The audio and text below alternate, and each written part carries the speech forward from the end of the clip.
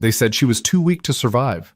Her own mate, the man who promised her forever, stood at the cliff's edge with murder in his eyes. Her best friend, the one who held her hand through every nightmare, smiled as the poison finally took hold. The storm screamed around them, rain slashing like knives, and Area Vale understood with perfect, terrible clarity. They'd been killing her for years, slowly, carefully, and tonight they would finish the job. But here's what they didn't know, what they couldn't have known. Some things refuse to die. If you want to see her rise from that river and become the nightmare they deserve, stay until the end. Drop a comment with your city so I know you're watching, and hit that like button. You're going to need it for what comes next. The border cliffs had always terrified Arya. Even as a child, she'd avoided them, those jagged teeth of black stone that dropped 300 feet into the Thorn River below. The water there ran fast and mean, choked with broken trees and rocks sharp enough to split a wolf's skull. Pack elders told stories about the cliffs on winter nights, warnings dressed up as entertainment. Don't wander too close. The river takes what it wants and never gives it back. Tonight, standing at the very edge with rain hammering her face and wind trying to tear her off the rock, Arya finally understood why those stories existed. They weren't warnings, they were instructions. You don't have to do this. Her voice came out smaller than she wanted, swallowed almost immediately by the storm. Lightning cracked overhead, turning the world white for a heartbeat. In that flash, she saw them both clearly. Marcus with his jaw set like he was doing something noble, and Sarah with her arms crossed, looking bored. Please, we can talk about this. Whatever I did, what you did. Marcus laughed, but there was no humor in it, just something sharp and dismissive. You really don't get it, do you? Arya's legs shook. Not from fear, though there was plenty of that, but from something deeper, something wrong. She'd felt it for weeks now, this creeping weakness that started in her bones and spread like frost through her blood. Some mornings she could barely stand. Other days, shifting into her wolf form felt like dragging herself through broken glass from the inside out. The pack healer said it was stress. Alpha training was hard on everyone, he'd explained with that patronizing smile. Her body just needed time to adjust. But this wasn't stress. This was poison. How long? She looked at Marcus, her mate, the man she was supposed to marry in 3 weeks, and watched his face stay perfectly blank. How long have you been doing this to me? Sarah stepped forward. Her best friend. The girl who'd slept in her room after Arya's parents died. Who'd held her hair back when grief made her sick. Who'd sworn on her wolf's life that they were sisters in everything but blood. Since we were 12, Sarah said, wolfsbane mixed with nightshade root, just enough to keep you manageable. You wouldn't believe how much you used to glow before we started. She tilted her head, studying Arya like she was a science project. Your eyes used to do this thing, this silver flash when you got angry, really unsettling, but the poison took care of that. The words didn't make sense. Arya shook her head, rain streaming into her eyes. 12?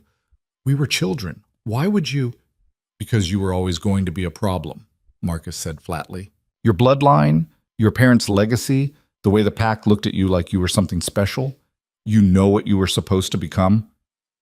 Arya didn't answer. Couldn't. An alpha. He said it like a curse. Dominant bloodline. Ancient markers. The kind of wolf that shows up once in a generation and takes everything. His hand shot out, gripping her chin hard enough to bruise. But see, we couldn't let that happen. My family's been positioning me to lead since I was born. And then you showed up, all potential and prophecy, ready to ruin everything. So we fixed it, Sarah added. She sounded almost cheerful.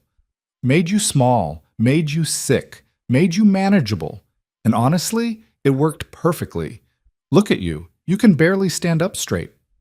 It was true. Arya's vision kept blurring, and her heart was doing something arrhythmic in her chest. Every breath tasted metallic. Her wolf, usually a constant presence in the back of her mind, felt distant, muffled, like someone had wrapped it in layers of thick cloth. I trusted you. The words came out broken. Both of you, I loved you. I know, Marcus said. That's what made it so easy. He shoved her backward. Not hard. He didn't need to. Arya's legs were already giving out, her body shutting down from whatever they'd given her tonight. The The final dose, probably. The one meant to make sure she never woke up. She stumbled, arms windmilling, and for one suspended moment she thought she might catch herself. Then the ground disappeared. Falling felt different than she'd imagined. Not fast, at first, just a sickening drop in her stomach as the cliff face blurred past, rain and darkness mixing into something formless. She tried to scream, but the wind ripped it away. Tried to shift, but her wolf wouldn't respond, couldn't respond, not with poison flooding her system. The world spun. Sky became ground, became water, became nothing. Her back hit a rock outcropping halfway down. The impact drove all the air from her lungs, sent pain screaming through her spine. She bounced, tumbling, the cliff face a dark blur rushing past. Another impact, her shoulder this time, something tearing, popping, separating. Then the river. Water closed over her head, so cold it stopped her heart for a beat. The current grabbed her immediately, dragging her down and sideways, slamming her into rocks she couldn't see. Something cracked in her ribs. Her already damaged shoulder made a wet grinding sound that she felt more than heard. "Swim!" her brain screamed. "Fight! Move!" But her arms were dead weight. Her legs kicked weakly once, twice, then stopped. The poison had won. Whatever they'd given her was shutting everything down. Muscles, nerves, the desperate animal instinct to survive. The river pulled her under again. Water filled her mouth, her nose, her lungs. She tried to cough it out and inhaled more. Tried to find the surface and couldn't tell which way was up. The current rolled her like a piece of debris, smashing her into underwater rocks, dragging her through submerged branches that tore at her clothes and skin. Her vision started to dim, not from the darkness, from lack of oxygen. Her brain was shutting down, piece by piece, function by function. Somewhere far away, muffled and fading, she felt her wolf stirring. Not fighting, not trying to save them. Just sad. Sorry they'd never gotten to run together at full strength. Sorry they'd never found out what they were supposed to become. I'm sorry too, Arya thought. This time, when the river pulled her under, she didn't come up. Darkness swallowed her whole, and somewhere in that black freezing water, Arya Vale stopped fighting. She let go, and the river took her. Bashamamu, Mama. 3 hours later, 20 miles downstream. The first thing Kyle Virex noticed was the smell. Blood. Fresh but fading. Mixed with something chemical, bitter and wrong, like burnt herbs. His wolf stirred immediately, hackles raising even though he was still in human form. He'd been tracking a rogue pack through the borderlands for 2 days, following a trail of livestock kills and destroyed campsites. The rogues were smart, covering their tracks well, but not well enough. Kyle had found their last camp just after dawn, abandoned in a hurry, fire still smoldering, blood on the ground that didn't belong to any animal. Now, standing on the bank of the Thorn River with dawn just starting to break gray and cold over the mountains, he'd found something else entirely. A body. Or what was left of one. She was caught in a tangle of driftwood and river debris about 20 feet from shore, face down in the shallows, so still she might have been dead for days. Except the blood was fresh. And underneath the smell of the river, that green mineral scent of fast-moving water, Kale caught something that made him pause. Power. Not active, not even conscious, but there, buried deep under layers of corruption and poison. A spark that shouldn't exist in someone this broken. Should I pull her out? Jax, his second, stood a few feet back, expression carefully neutral. He was a big man, most of Kael's inner circle were, with red hair pulled back in a practical braid and scars marking his forearms.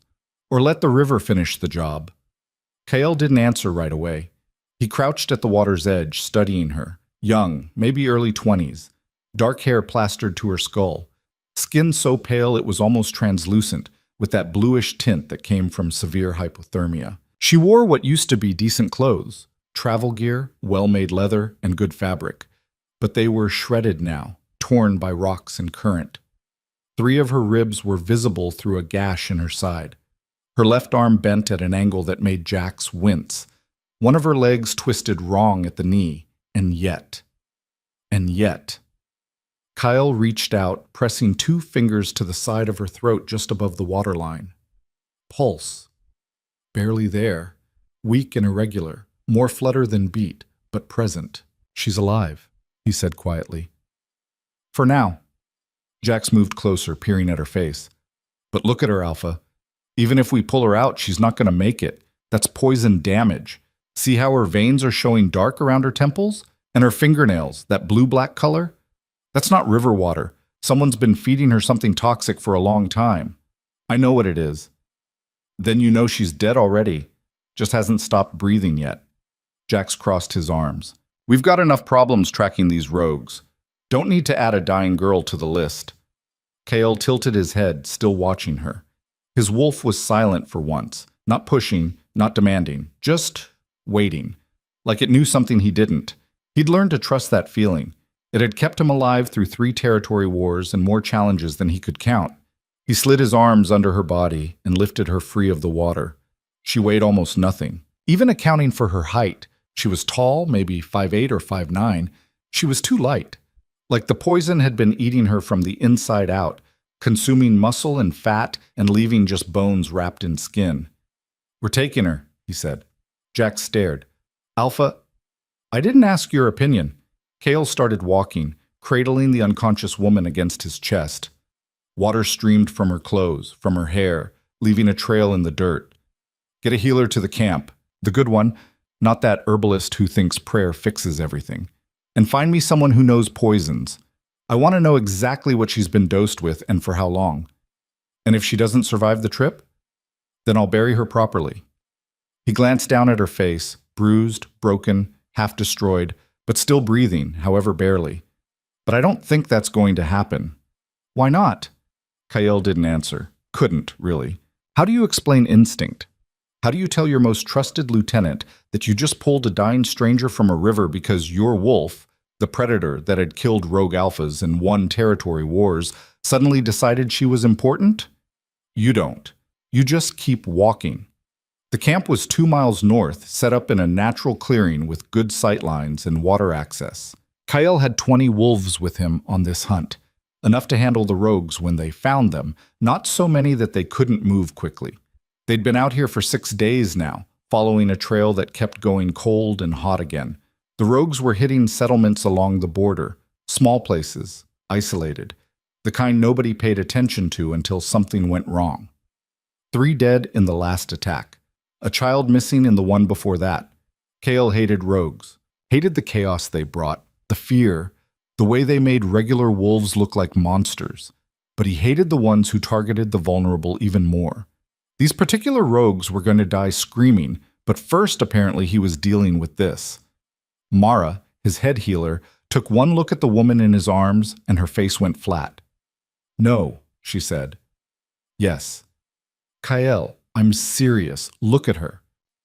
Mara was maybe 60, with gray streaking her dark hair and healer marks scarring her hands, decades of work with herbs and poisons and injuries that would have killed lesser wolves. She's got maybe an hour, 2 if we're lucky. I can't. You can. Kyle laid the woman down on the furs in the medical tent, careful despite the urgency. And you will, because I'm asking. Mara stared at him, then at the woman, then back at him. You never ask, she said slowly. You order, you demand, you threaten, but you don't ask. She crouched beside the woman, already checking pulse points, examining the visible injuries. Who is she? Don't know. Found her in the river. And you brought her here because she's not supposed to be dead yet. Kyle moved to the tent entrance. Do what you can. I want to know what she's been poisoned with and how bad it is. That'll take time, tests, maybe days if it's a complex mixture. Then get started. He left before Mara could argue further. Outside, the camp was starting to wake fully. Wolves emerging from tents, fire being built up, the smell of cooking meat beginning to drift through the clearing. Normal morning sounds. Routine. Except nothing about this morning felt routine. Jax appeared at his elbow. Scouts are ready to move. Want to continue the hunt? Kyle considered. The rogues were close. He could feel it. Maybe another day, 2 at most, before they caught up. But something about leaving the camp right now felt wrong. Double the perimeter guard, he said instead. Tell the scouts to run a wide circle, map any movement, but don't engage. We wait. For what? To see if she wakes up. Jax's eyebrows went up, but he didn't argue, just nodded and moved off to relay the orders. Kyle stood there for a moment, watching the camp come alive, listening to the sounds of his pack settling into another day. But his mind was elsewhere, on the woman in the medical tent, on the power he'd felt buried in her blood, on the fact that someone had gone through enormous trouble to make sure she died, and done it slowly, carefully, over what looked like years.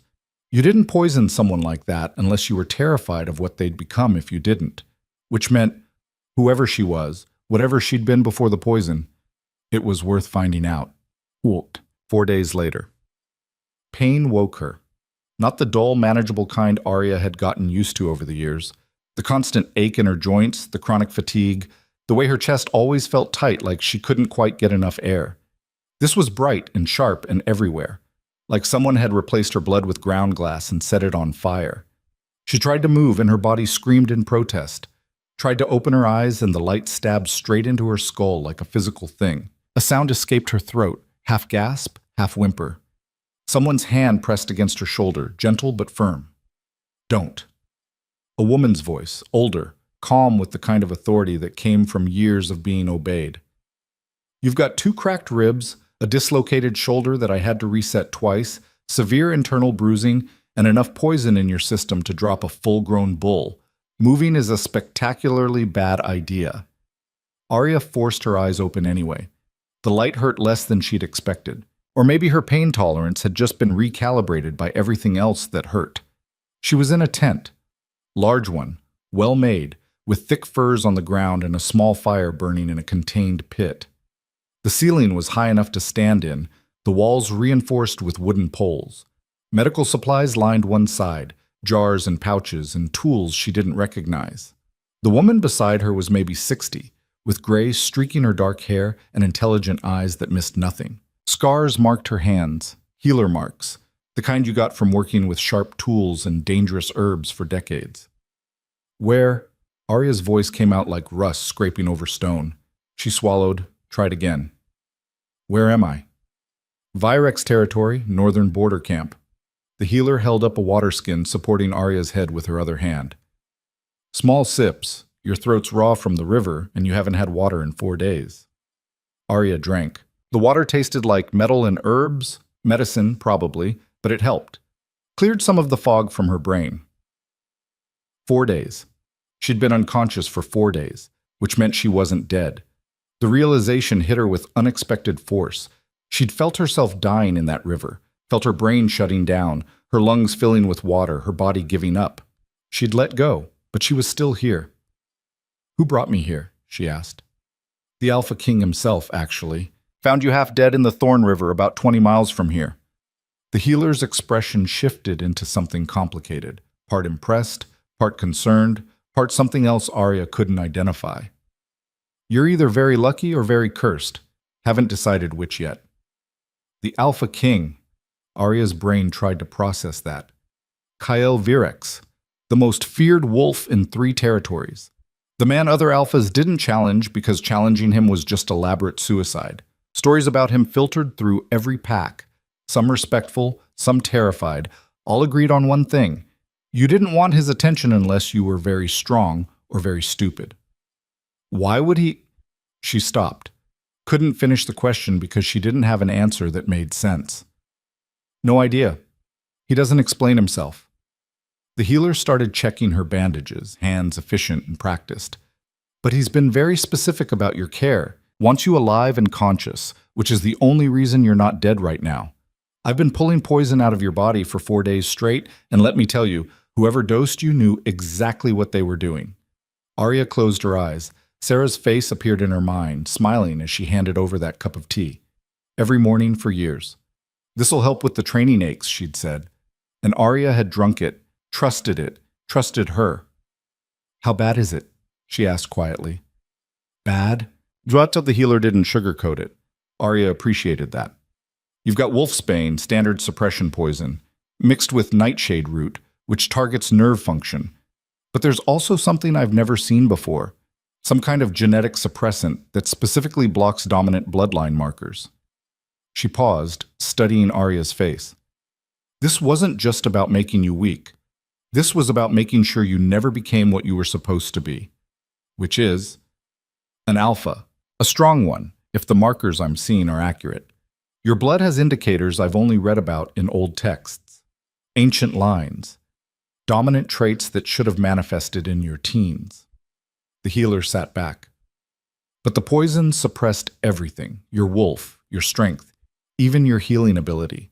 You've been running on maybe 10% of your actual capacity for years. 10%. Arya lay there, staring at the tent ceiling, trying to process that.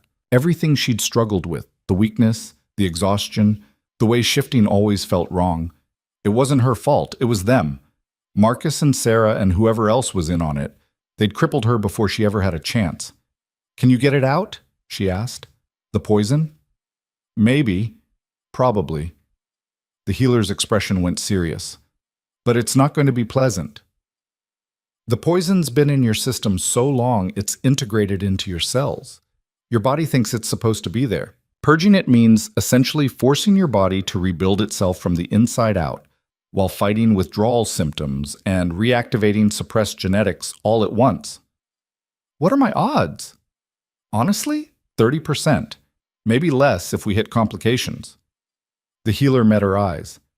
And that's assuming you want to go through with it, because once I start the purification process, there's no stopping halfway.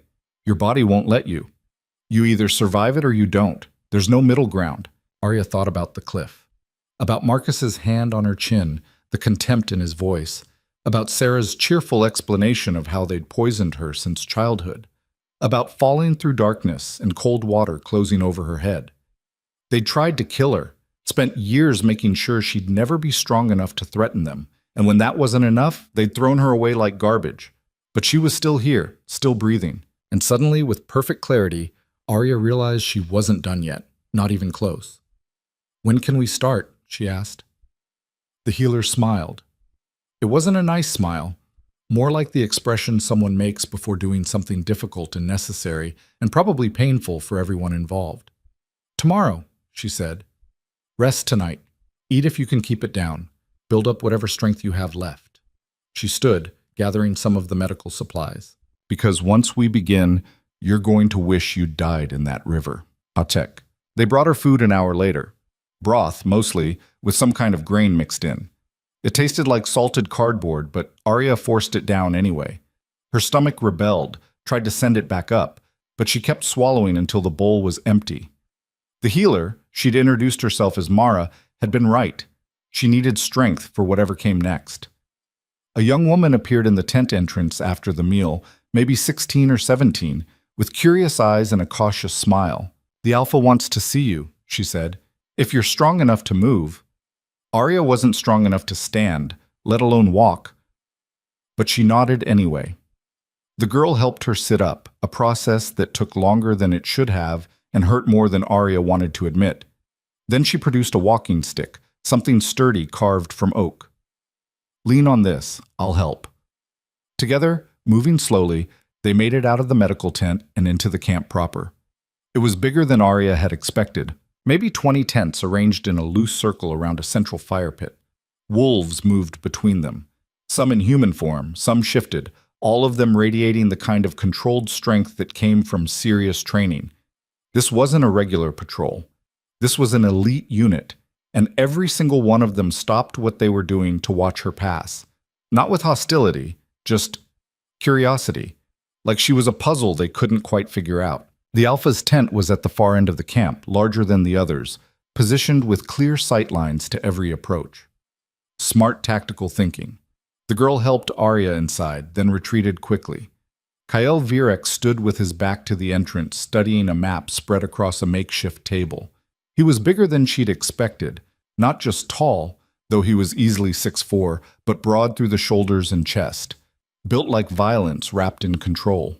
Dark hair, dark clothes, scars visible on his neck and hands. He didn't turn around immediately, just kept studying the map, one finger tracing what looked like patrol routes. "You're awake," he said finally. Not a question. "Apparently. Mara says you want to go through with the purification. She also said I'll probably die." She's being optimistic. Kyle turned then, and Arya got her first real look at him. Strong features, sharp jawline, eyes that were dark brown in the low light but probably went gold when his wolf was close to the surface. A face that had seen violence and dealt it back without hesitation. "I'd put your odds at 20%. Arya almost laughed. It hurt her ribs. "Why did you pull me out of the river?" Kale studied her for a long moment. When he spoke, his voice was flat, factual. "Because whoever threw you in went through a lot of trouble to make sure you died. Poisoned for years. Cliff in a storm. River running high." He moved closer, and Arya had to fight the urge to step back. Not from fear, from the sheer presence he carried. People don't work that hard to kill someone unless they're terrified of what that person might become. "I'm nobody," Arya said quietly. "You were nobody." His eyes, definitely going gold now, fixed on hers. "But there's something in your blood, something old and strong and deliberately buried. I can smell it under all the poison and damage." He tilted his head slightly, studying her like she was a problem to solve. "Question is, do you want to find out what it is?" Arya's throat tightened. Did she want to know? Did she want to find out what she could have been if Sarah and Marcus hadn't spent a decade poisoning her? Did she want to become strong enough to go back and face them? The answer was immediate and absolute. Yes. "What happens if I survive?" she asked. "Then you train. You get strong. You learn how to fight, how to think, how to use whatever power's buried in you." Kyle said it like he was discussing the weather. "And when you're ready, you go back to whoever did this to you and you make them regret every single choice that led to that cliff." "You'd help me do that?" "I'd help you become capable of doing that." He moved back to his map. "What you do with that capability afterward is your business. But I don't save people just to watch them waste the second chance." He glanced back at her. "Mara starts tomorrow. If you survive the first week, we'll talk about what comes next. And if I don't survive, then I'll bury you properly, more than your pack would have done." It wasn't a comfort, but it was honest, and Arya found she preferred that to false promises. She turned to leave, leaning heavily on the walking stick, made it 2 steps before Kale spoke again. "One more thing." She looked back. "Whatever you were before, weak, scared, easy to hurt, that person's already dead." His expression didn't change. "The river killed her. What comes out of the purification is going to be something else entirely. Make sure you're ready for that." Arya nodded and left. Outside, the camp had returned to its routine. Wolves training, talking, preparing meals. Normal life continuing around her. But Arya didn't feel normal. Didn't feel like the person she'd been 4 days ago, standing on that cliff. That girl had trusted the wrong people. Had drunk poison for years without questioning it. Had believed in love and loyalty and all the things that turned out to be lies. That girl was dead. And Arya found she didn't mourn her at all. She made it back to the medical tent on her own, refusing help from the young wolf who tried to assist. Her body screamed with every step, but she kept moving, needed to know she could. Inside, she collapsed onto the furs and lay there breathing hard, ribs aching, shoulder throbbing, everything hurting. But underneath it all, buried beneath years of poison and betrayal and carefully constructed weakness, something started to wake up. Something angry. Something that remembered exactly who pushed her off that cliff and why. And for the first time in a decade, maybe for the first time ever, Arya felt her wolf stir. Not muffled or distant or suppressed, just there, present, furious. Good, she thought. Stay angry. Remember this feeling. Remember what they did to us. We're going to need it. Outside, the sun was setting over the mountains, painting the sky in shades of red and gold. Tomorrow, the purification would begin. Tomorrow, she'd either die screaming or come out the other side as something new, something stronger, something that would make Marcus and Sarah wish they'd made sure the river finished the job. Arya closed her eyes and let the pain wash over her. Let it settle into her bones alongside the anger and the determination and the cold, clear certainty that she was done being weak, done being the victim, done being the girl they could throw away. Tomorrow, she'd start becoming the nightmare they'd tried so hard to prevent. And if she survived it, well, they were going to learn exactly why they should have made sure she stayed dead. The screaming started an hour before dawn. Mara had warned her it would be bad. She hadn't mentioned it would feel like dying from the inside out, while still conscious enough to experience every second of it. Arya's body convulsed on the furs, muscles locking and releasing in violent spasms she couldn't control. Sweat poured off her in sheets, despite the cold morning air. Her vision kept blurring, darkening at the edges, then snapping back into painful clarity. "Breathe through it," Mara said calmly, like Arya wasn't currently experiencing what felt like her organs liquefying. The healer held a bowl under her chin as another wave of nausea hit. "Your body's trying to purge 10 years of poison all at once. It's going to get worse before it gets better." "How much worse?" Arya managed between gasps. "You don't want to know." The next convulsion hit, and Arya's back arched off the ground, every muscle in her body going rigid. Something popped in her neck. The pain was so intense it whited out her vision completely for several seconds. When she could see again, Mara was checking her pulse, face professionally blank. Heart rate's elevated but steady. That's good. She reached for a clay jar, uncorked it, and the smell that emerged made Arya's stomach flip. "Drink this. It'll help your liver process the toxins faster." "What is it?" "Concentrated charcoal mixed with bloodroot, and something I'm not going to tell you about because you'll refuse to drink it." Arya drank it anyway. It tasted like dirt mixed with bile and something that might have been rotting meat. She gagged, fought to keep it down, succeeded through sheer stubbornness. "Good girl." Mara set the bowl aside. "Now comes the hard part." "That wasn't the hard part? That was your body starting to wake up. Now we have to keep it from killing you in the process." The next 3 days blurred into a continuous nightmare of pain, fever, and hallucinations Arya couldn't distinguish from reality. Sometimes she was back on the cliff with Marcus pushing her over and over in an endless loop. Sometimes she was 12 years old again, drinking tea Sarah handed her while smiling. Sometimes she was in the river, drowning, water filling her lungs while her wolf howled somewhere far away. She stopped being able to tell which memories were real. On the 4th day, the fever broke.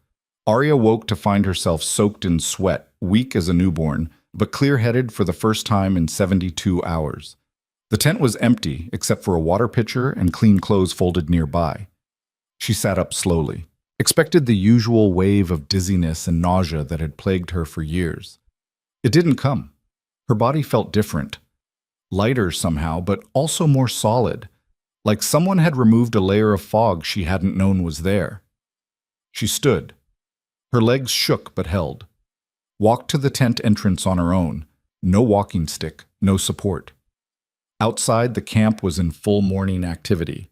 Wolves sparring in human form near the training area, others running perimeter in shifted form, the smell of cooking meat drifting from the fire pit, and every single one of them stopped what they were doing to stare at her.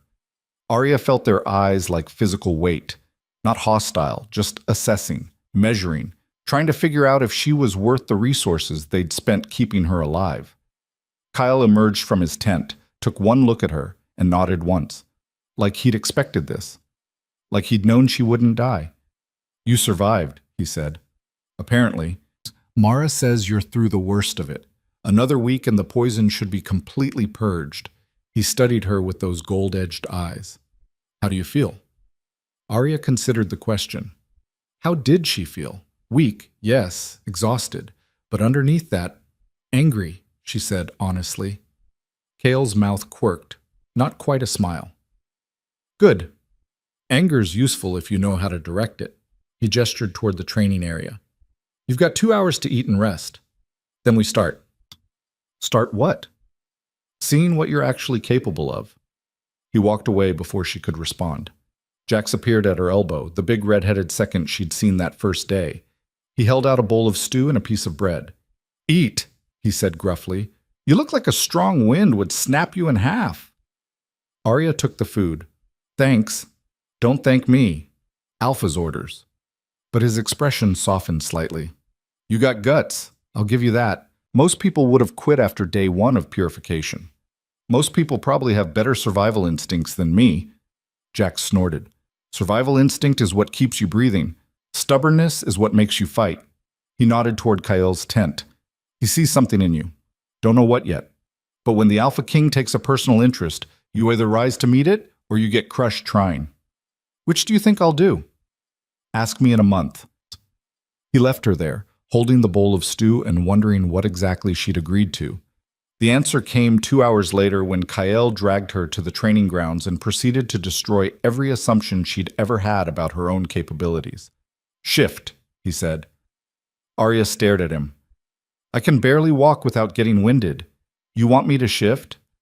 "I want to see what your wolf looks like without 10 years of poison suppressing it. So, yes, shift." She hadn't shifted in weeks. Even before the cliff, it had been getting harder. The poison making the transformation feel wrong, incomplete, like trying to fit into clothes that didn't belong to her anymore. But now, Arya reached for her wolf and felt it surge forward eagerly. No resistance, no muffled distance, just immediate, overwhelming presence. The shift hurt, bones breaking and reforming, muscles tearing and rebuilding, but it was a clean pain. Natural. Right. When she opened her eyes again, the world had changed. Colors shifted. Blues and violets more vivid, reds muted. Scents exploded into complexity. She could smell every wolf in the camp, distinguish between them, track their emotional states by scent alone. And her body... Arya looked down at herself and froze. She was bigger than she remembered, easily twice the size she'd been during her last shift. Her fur was dark, charcoal gray with silver highlights that caught the morning sun. But it was her paws that shocked her. They were massive, built for power rather than speed. Alpha paws. Around the training ground, the watching wolves had gone completely silent. Kael circled her slowly, expression unreadable. "Well," he said finally, "that's interesting." Arya shifted back to human form, the transformation smoother than it had ever been. Someone had left clothes nearby. She dressed quickly, trying to process what she'd just experienced. "I was never that big before," she said quietly. "Because you were being chemically castrated." Kael's voice was matter-of-fact. "Whoever designed your poison knew exactly what they were doing. They didn't just suppress your strength, they suppressed your wolf's development. You should have hit full alpha markers at 16. Instead, you've been locked at maybe 40% capacity for a decade. How much of my capacity am I at now? Maybe 60%. You're still recovering." He gestured to the sparring circle. "But we're going to fix that. Get in the ring." "You want me to fight?" "I want you to learn how. Big difference." The wolf who stepped into the ring across from her was young, maybe 19 or 20, with an easy confidence that spoke of serious training. He was also a good 6 inches taller than Arya, and probably outweighed her by 60 pounds. "Marcus," Kael said, and Arya's blood went cold at the name before she realized he was talking to the young wolf, not her former mate. "Standard drill, first blood or submission?" The young Marcus grinned. "Yes, Alpha." Arya barely had time to set her stance before he moved. He was fast, faster than she'd expected. His first strike came in high, aimed at her head. She ducked instinctively, felt his fist whistle past her ear, countered with a low jab that he blocked easily. They circled each other, trading blows. He was better trained, more experienced, fought with the kind of casual competence that came from years of practice. Arya fought like someone who'd been poisoned for a decade and was still figuring out what her body could actually do. She lasted maybe 90 seconds before he swept her legs and put her on her back, forearm against her throat in a submission hold. "Yield," he said, not unkindly. Arya tapped his arm twice. He released her immediately, helped her to her feet. "Not bad for someone who's been flat on her back for a week," he offered. Kael's voice cut through before Arya could respond. "Again." She looked at him. "What?" "You heard me. Again." The second round lasted 2 minutes, the third, maybe 2.5. By the fifth, Arya was bleeding from a split lip and her ribs were screaming, but she'd managed to land 3 solid hits and forced young Marcus to actually work for the takedown. "Enough," Kael said finally. Marcus, get some water. Arya, with me." She followed him to the edge of the training ground, breathing hard, tasting blood. "You fight scared," he said bluntly. "I fight like someone who's never actually trained." "No, you fight like someone who's been conditioned to lose." He turned to face her fully. "Every movement you make, you're pulling back, second-guessing, afraid of committing fully because part of you still believes you're weak." "I am weak, comparatively. Right now, yes. But weakness isn't the problem. Everyone starts weak. The problem is you're still fighting like a victim." His expression hardened, like someone who expects to get hurt and is just trying to minimize the damage. The words hit harder than any of young Marcus's punches. Because he was right. Arya had spent 10 years being told she was fragile, being protected, coddled, kept away from real training because her body supposedly couldn't handle it. And she'd believed it, internalized it, made it part of her identity. The weak one, the sick one, the one who needed to be careful. "So how do I fix it?" she asked. "You stop thinking and start moving. You commit to your strikes. You accept that you're going to get hit and hit back harder." Kale's eyes went gold. "And you remember that the people who made you believe you were weak are the same ones who tried to kill you, which means they knew exactly what you'd become if they didn't." Something shifted in Arya's chest. Not physical, mental. A lock clicking open that she hadn't known was there. "Again," Kyle said. This time when young Marcus came at her, Arya didn't pull back, didn't second guess. She met his strike with one of her own, committed fully to the movement even though it left her open to counter. He caught her in the ribs. She felt something crack, but her punch connected with his jaw, snapping his head sideways. They broke apart, both breathing hard. Young Marcus was grinning now, blood on his teeth. "There we go." They went 3 more rounds. Arya lost all of them, but each one lasted longer. Each one she landed more hits, each one she fought like someone who'd forgotten to be afraid. When Kyle finally called it, the sun was past noon and Arya could barely stand. "Better," was all he said. "Rest. We go again tomorrow." The pattern repeated for 3 weeks. Morning training with young Marcus or one of the other wolves. Afternoons learning tactics, strategy, how to read terrain and track movement. Evenings studying pack dynamics, territory law, the political structures that governed their world. And every night, alone in the medical tent, Arya felt her body changing. The poison was gone completely by day 10. Mara confirmed it with a blood test that came back clean, but the changes didn't stop there. Arya's muscles developed definition she'd never had before. Her reflexes sharpened. Her wolf grew stronger, clearer, more present in her mind. Sometimes she'd wake up and not remember if she'd dreamed in human form or wolf form because the line between them was blurring. The other wolves noticed. She caught them watching her during training sessions, whispering when they thought she couldn't hear. Not hostile, just uncertain, like they were trying to figure out where she fit in the hierarchy. The answer came on day 23. Arya was sparring with a female wolf named Cassie, older, experienced, built like a tank. They'd been at it for maybe 10 minutes when something in Arya snapped. Not broke. Snapped into place. Cassie came in with her standard combination, high strike, low sweep, grapple. Arya had seen it a dozen times, had fallen for it a dozen times. This time, her body moved before her brain could process it. She didn't just block the high strike, she redirected it, used Cassie's momentum against her, and suddenly the bigger woman was off balance. Arya's leg swept behind Cassie's knee at the exact moment she drove her palm into Cassie's chest. Cassie went down hard. The entire training ground went silent. Cassie looked up at Arya with wide eyes. Then, slowly, she tilted her head to the side, exposing her throat. Submission. Not to the move. To Arya. Kale was suddenly there, pulling Arya back before she could process what had just happened. "That's enough for today," he announced. His hand on her shoulder was firm but not rough. "Everyone back to your duties." The wolves dispersed, but Arya could feel their eyes on her as they moved away. Kyle steered her toward the edge of camp, away from listening ears. "What just happened?" Arya asked. "You forced a dominance response. Cassie's wolf recognized you as higher ranked and submitted accordingly." He studied her face. "How much of that was conscious?" "None of it. I just moved, and she was down." "Instinct. Your wolf's getting stronger, starting to assert itself." He paused. "Which means we need to accelerate your training." "Why?" "Because in another week, maybe 2, you're going to be strong enough that these practice sessions become dangerous. Your wolf will start seeing challenges where there aren't any, start pushing for dominance fights you're not ready to win." Arya's stomach dropped. "You're saying I'm going to become a problem." "I'm saying you're going to need better control, and the only way to get that is to push you harder than we've been pushing." His expression was serious.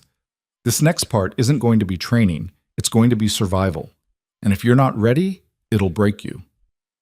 What if I am ready? Then you'll come out the other side as something nobody expects, including you. He turned to walk away, then paused. We leave at dawn, pack light. We'll be gone a week. Where are we going? Hunting. He didn't elaborate. Arya spent that night trying to sleep and failing. Her mind kept circling back to Cassie's submission, to the way her body had moved without conscious thought, to Kale's warning about what came next. She was stronger now, could feel it in every movement, every breath. The weakness that had defined her for so long was gone, burned away by poison purging and brutal training. But strength came with its own dangers. Her wolf wanted more, wanted to test itself, to prove what it could do.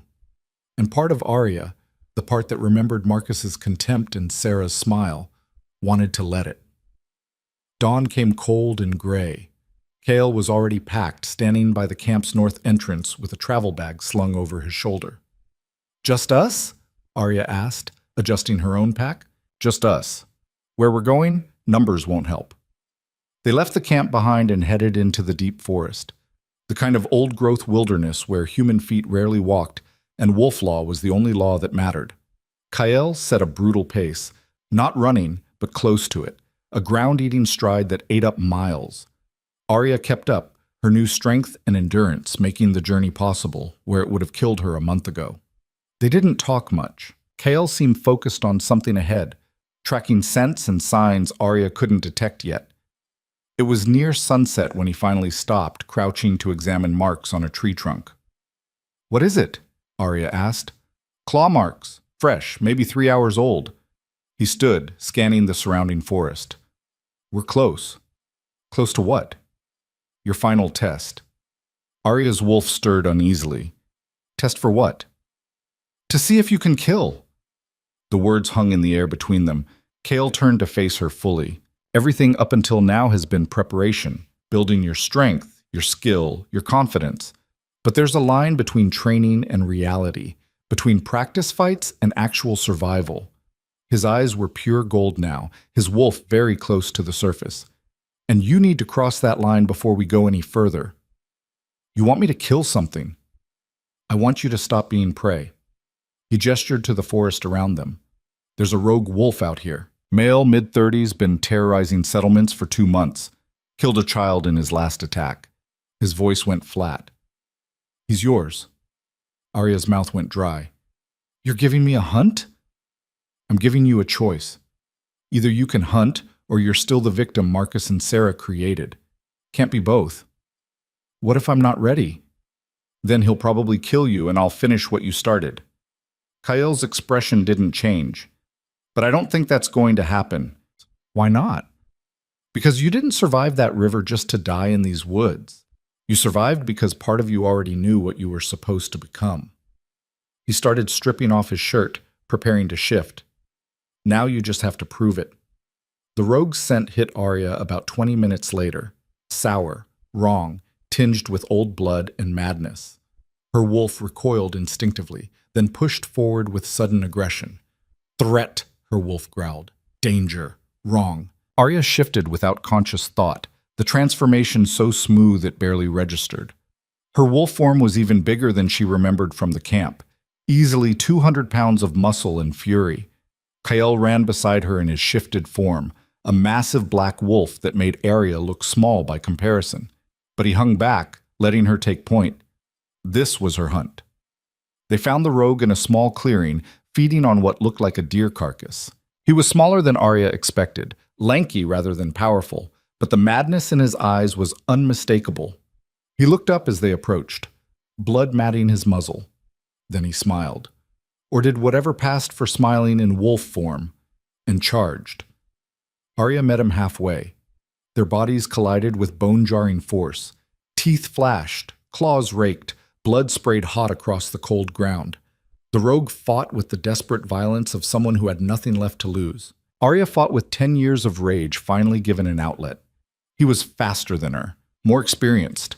Fought dirty, going for her eyes, her throat, weak points she barely managed to protect. But she was stronger, her jaws more powerful, her body heavier and built to dominate. When she finally got her teeth into his throat, Something primal surged through her.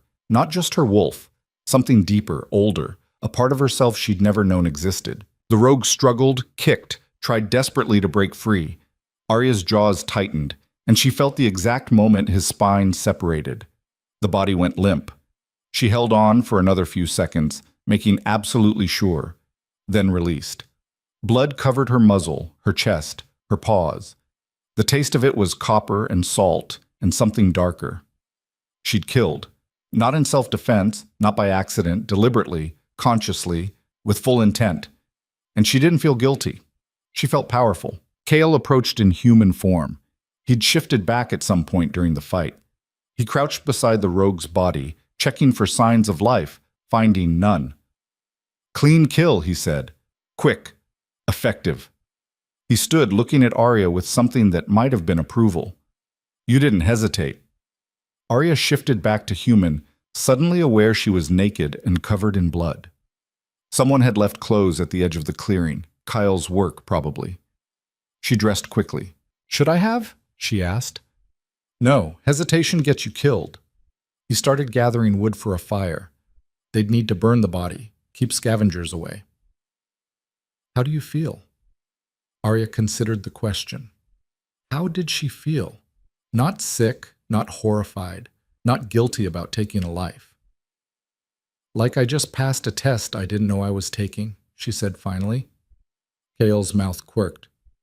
"Because you did. That rogue was dangerous, yeah. But he wasn't the point. The point was seeing if you'd commit, if you'd cross that line from victim to predator." He got the fire started, flames catching on dry tinder. Most wolves who've been through what you have, they freeze when it matters. Too many years of being told they're weak. But I didn't. No, you didn't. He dragged the rogue's body toward the fire. "Which means we can move to the next phase." "What's the next phase?" "Teaching you how to think like an alpha instead of just fight like one." Kale added the body to the flames, stepped back as smoke began to rise. "Strength only matters if you know how to use it. Otherwise, you're just dangerous to yourself and everyone around you." They camped there that night, watching the fire burn down to embers.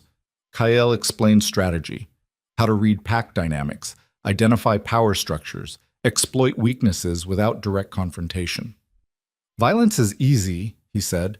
"Any fool can throw a punch or tear out a throat. But real power, that comes from knowing when to fight and when to wait, when to push and when to let your enemy destroy themselves."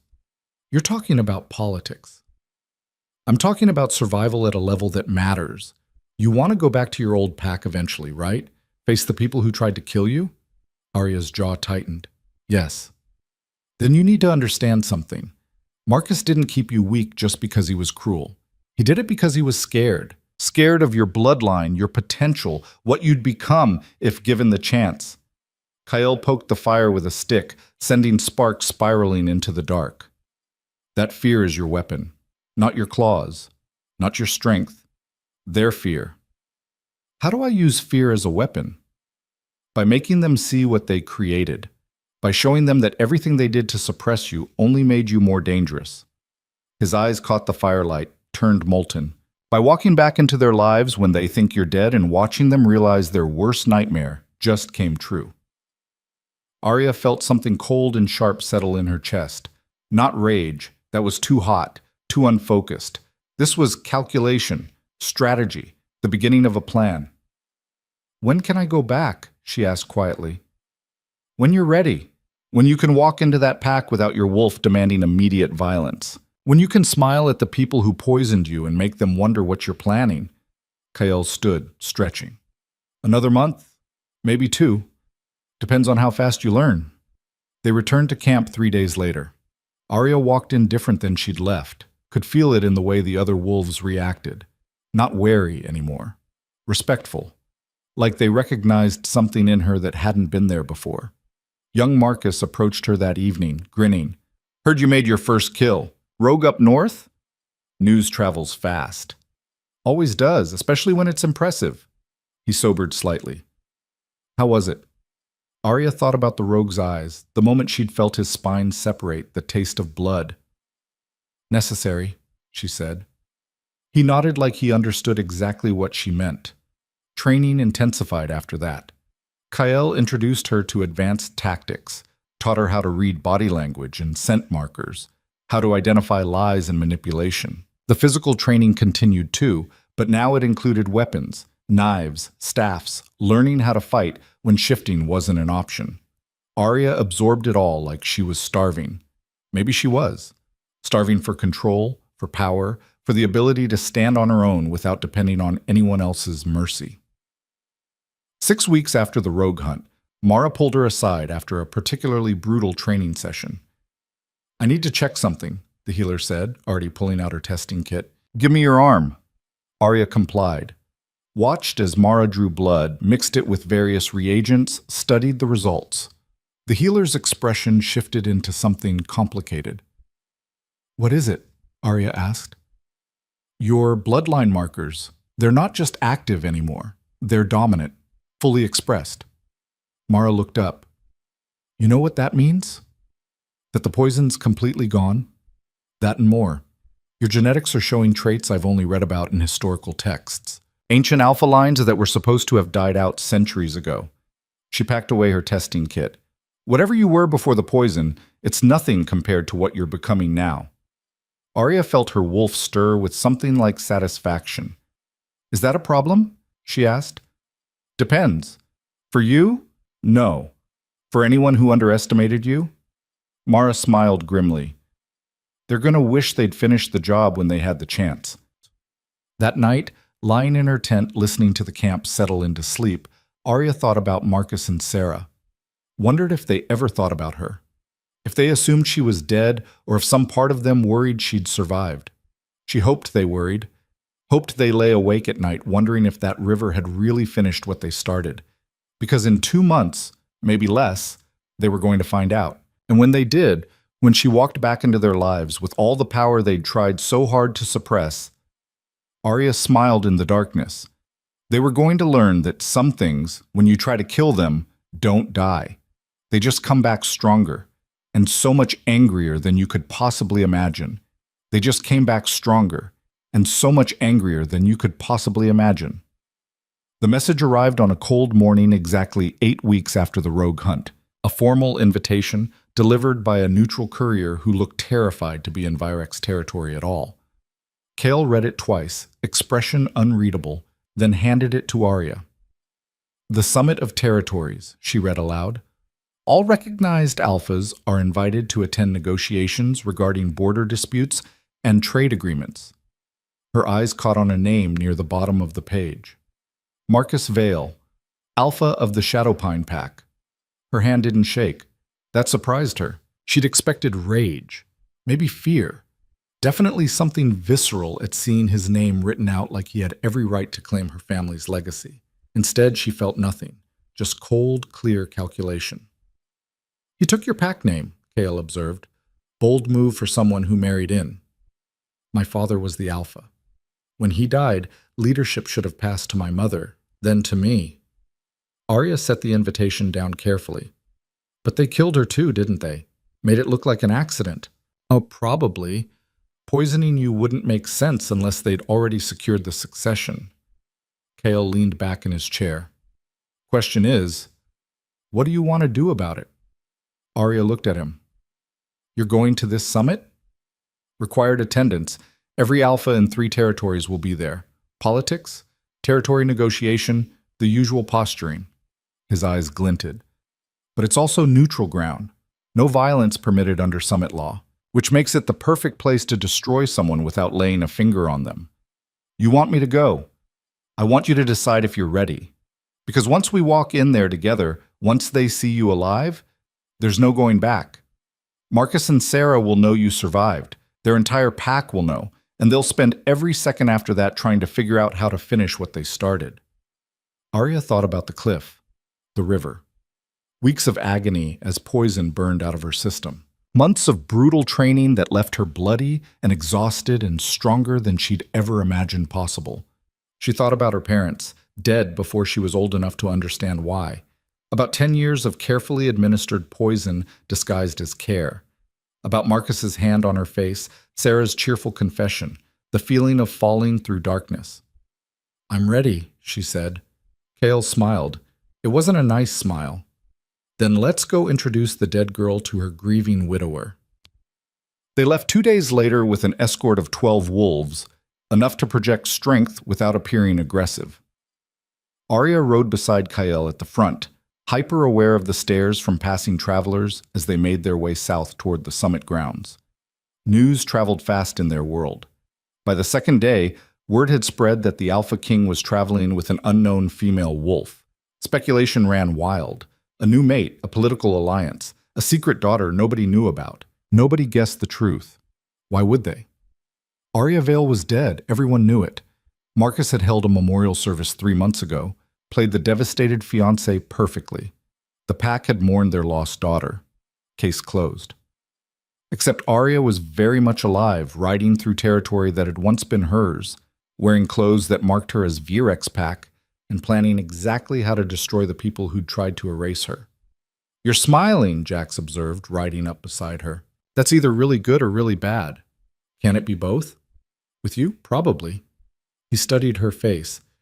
"You know they're going to lose their minds when they see you. That's the idea." "And then what? You can't challenge for your pack at a summit. Law forbids it." "I don't need to challenge. I just need to plant seeds." Arya glanced at him. "Fear grows fast when you water it right," Jax laughed. "You've been spending too much time with the Alpha. Starting to sound like him. Is that a compliment? Depends on whether you survive what comes next." The summit grounds were impressive. A massive clearing in neutral territory with temporary structures set up to house the various packs. Central pavilion for negotiations. Smaller tents radiating outward. Designated areas for each Alpha and their entourage. They arrived at sunset, the golden light painting everything in shades of amber and shadow. Wolves were already gathering, territories staking their claims, the air thick with competing scents and barely concealed tension. Arya felt every eye turn toward them as they entered. She'd changed her appearance deliberately, cut her hair shorter, dyed it slightly darker, wore clothes that emphasized the muscle she'd built over the past months. But her face was the same. Her eyes were the same. Anyone who'd known her before would recognize her with enough attention. The question was whether anyone would be looking. Kale dismounted, offered his hand to help Arya down, even though she didn't need it. The gesture was deliberate, a public claim that she was under his protection, pack politics made visible. "Stay close," he murmured. "Let them wonder. We'll make the reveal on our terms." They moved through the crowd toward the Virex-designated area. Arya kept her head up, her expression neutral, watching wolves who'd known her entire life walk past without a flicker of recognition. 10 years of poison had made her forgettable, weak, easy to overlook. Nobody was overlooking her now. "Alpha Virex," a smooth voice cut through the crowd. "Always a pleasure." Arya turned and felt her heart slam against her ribs. Sarah. Her former best friend stood 20 feet away, dressed in formal pack regalia, a silver pin marking her as beta female. She looked exactly the same. Beautiful, confident, completely at ease. She was staring directly at Arya without a hint of recognition. "Beta Sarah," Kale acknowledged coolly. "Your Alpha sent you to greet us personally? Marcus wanted to ensure you received proper welcome." Sarah's smile was practiced, political. "And to introduce his mate officially. We married last month." The words should have hurt. Probably would have hurt the old Arya, the one who'd loved Marcus, trusted Sarah, believed in loyalty and friendship. This Arya felt nothing but cold satisfaction. "Congratulations," Kael said. "I wasn't aware the mourning period was over." Sarah's smile faltered slightly. "Mourning period? For your pack's lost daughter. Arya Vale, wasn't it? Tragic accident, I heard." "Oh, yes." Sarah's expression shifted into something practiced, sadness that didn't reach her eyes. "Very tragic. She was fragile. The storm that night, the cliffs." She shook her head. "We searched for weeks. Never found the body." "Rivers don't give up their dead easily," Arya said quietly. Sarah's gaze snapped to her, really looking for the first time. Arya watched recognition struggle to surface, saw the exact moment confusion crossed Sarah's face. "I'm sorry," Sarah said slowly. "Have we met?" "Not formally." Arya extended her hand. "Arya, I'm with the Virex pack." She watched Sarah's brain work, watched her dismiss the similarity as coincidence. Same name, sure, but this woman was taller, stronger, radiating confidence, nothing like the weak, sickly girl she'd helped poison for a decade. Sarah shook her hand. Unusual name. My condolences on your loss. Loss? Your family. The Vales were a good bloodline. Sarah's tone was perfectly sympathetic. Such a shame about the daughter. Arya smiled. Let it reach her eyes this time. Yes. Such a shame she was too weak to survive. Something flickered in Sarah's expression, too quick to identify. Then it was gone, replaced by political friendliness. If you'll excuse me, I should return to my alpha. We have preparations for tonight's opening session. She nodded to Kyle. Alpha Virex. She walked away, her scent carrying undertones of confusion and something else, something that might have been unease. She didn't recognize you, Jack said quietly from behind them. No. Arya watched Sarah disappear into the crowd. But she's wondering. That's enough for now. The opening session was held in the central pavilion after sunset. All the alphas gathered, their betas and key pack members arranged behind them. The air was thick with power and barely controlled aggression. 30 different packs in one space, all with competing interests and old grudges. Arya stood behind Kael's right shoulder, positioned as part of his inner circle. From here she had a clear view of the entire gathering, and a direct line of sight to Marcus. He sat 3 tables over, looking every inch the confident alpha. Older than she remembered, not in years, just in bearing. More weight on his shoulders, more calculation in his eyes. Sarah sat beside him, whispering something that made him nod. Arya studied him dispassionately. This was the man she'd loved, the man she'd planned to marry, the man who'd pushed her off a cliff without hesitation. Looking at him now, she tried to find some remnant of old feelings. Tried to feel hurt or betrayed or anything personal. But all she felt was strategy. He was in her way, that was all, an obstacle to be removed. The summit leader, a neutral elder named Grandmother Thrace, called the session to order. Started with formal introductions, territory acknowledgments, the usual political theater. Arya barely listened. She was too focused on watching Marcus and Sarah, cataloging their reactions, their body language, the way they interacted with other pack leaders. Marcus was playing the part well. Sympathetic young alpha dealing with tragedy, doing his best to hold his inherited pack together. Several older alphas nodded approvingly when he spoke about maintaining tradition, honoring the Vale legacy. It was a good performance. Arya was going to enjoy destroying it. And we acknowledge the presence of Alpha Kael Virex, Grandmother Thrace announced. King of the Northern Territories, guardian of the borderlands. Kael stood, didn't speak, just nodded acknowledgement. He didn't need to perform. Everyone knew exactly who he was and what challenging him would cost. He sat back down, and Arya felt his hand brush her wrist, a subtle signal. Now. She stood.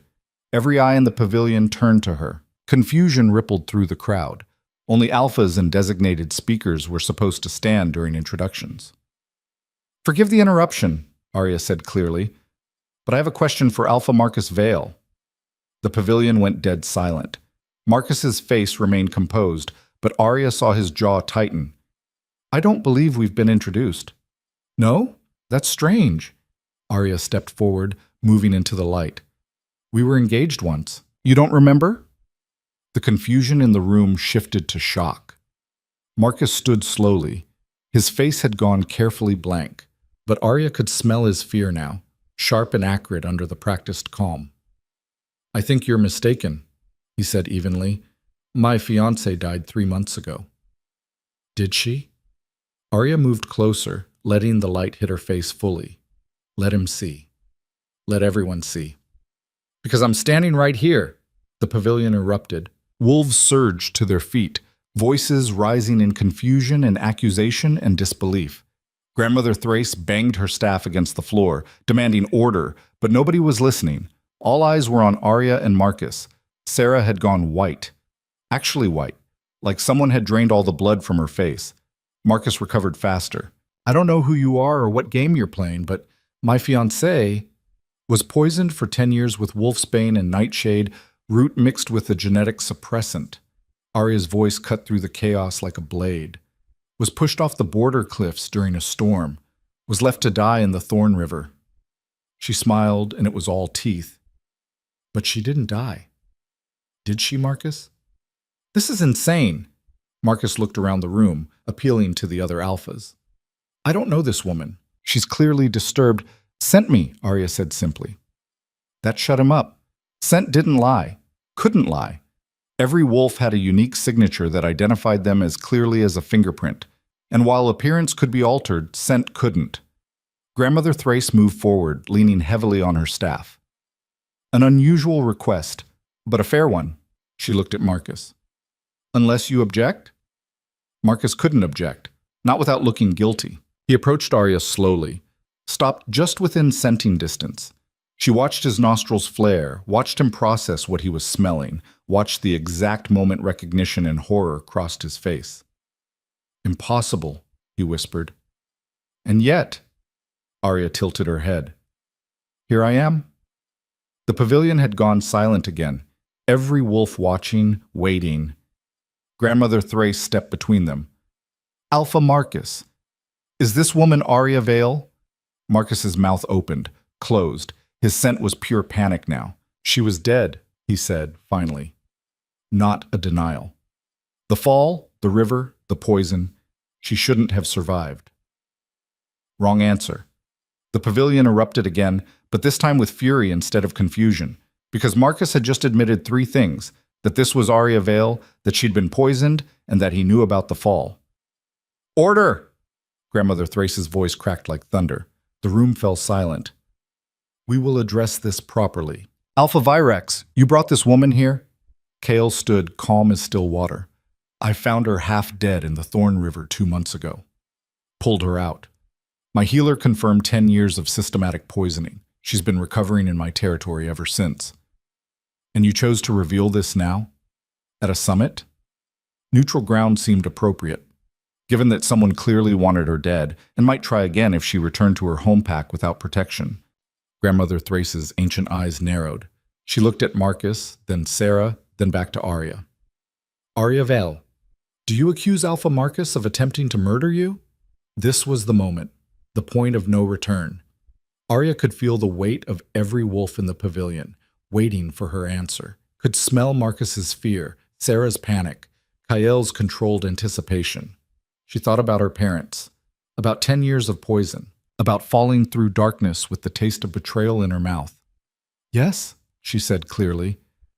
I accuse Marcus Vale and Sarah Blackwood of systematic poisoning, conspiracy to commit murder, and unlawful seizure of pack leadership. The chaos that erupted made the previous outbursts look calm. Marcus was shouting denials, his wolves surging forward in defense. Other alphas were demanding explanations, evidence, calling for blood tests and formal investigations. Sarah had disappeared into the crowd. Smart move, probably. Grandmother Thrace banged her staff repeatedly, but nobody was listening anymore. Kael appeared at Arya's shoulder, his hand firm on her elbow. Time to go, now. But you made your play. Let it work. Staying here just gives them a chance to organize. He was right. Arya let him steer her toward the exit, Jax and the other Virex wolves forming a protective circle around them. Behind them, she heard Marcus shouting something about lies, about proof, about how convenient it was that she'd appeared with the Alpha King backing her claims. Let him shout, let him panic. The seeds were planted now. Fear would do the rest. They made it back to the Virex camp before the first assassination attempt. 3 wolves came out of the darkness, moving fast and coordinated. Not Marcus's pack. These were hired hands, rogues paid to finish what the river hadn't. They died before they got within 10 feet of Arya.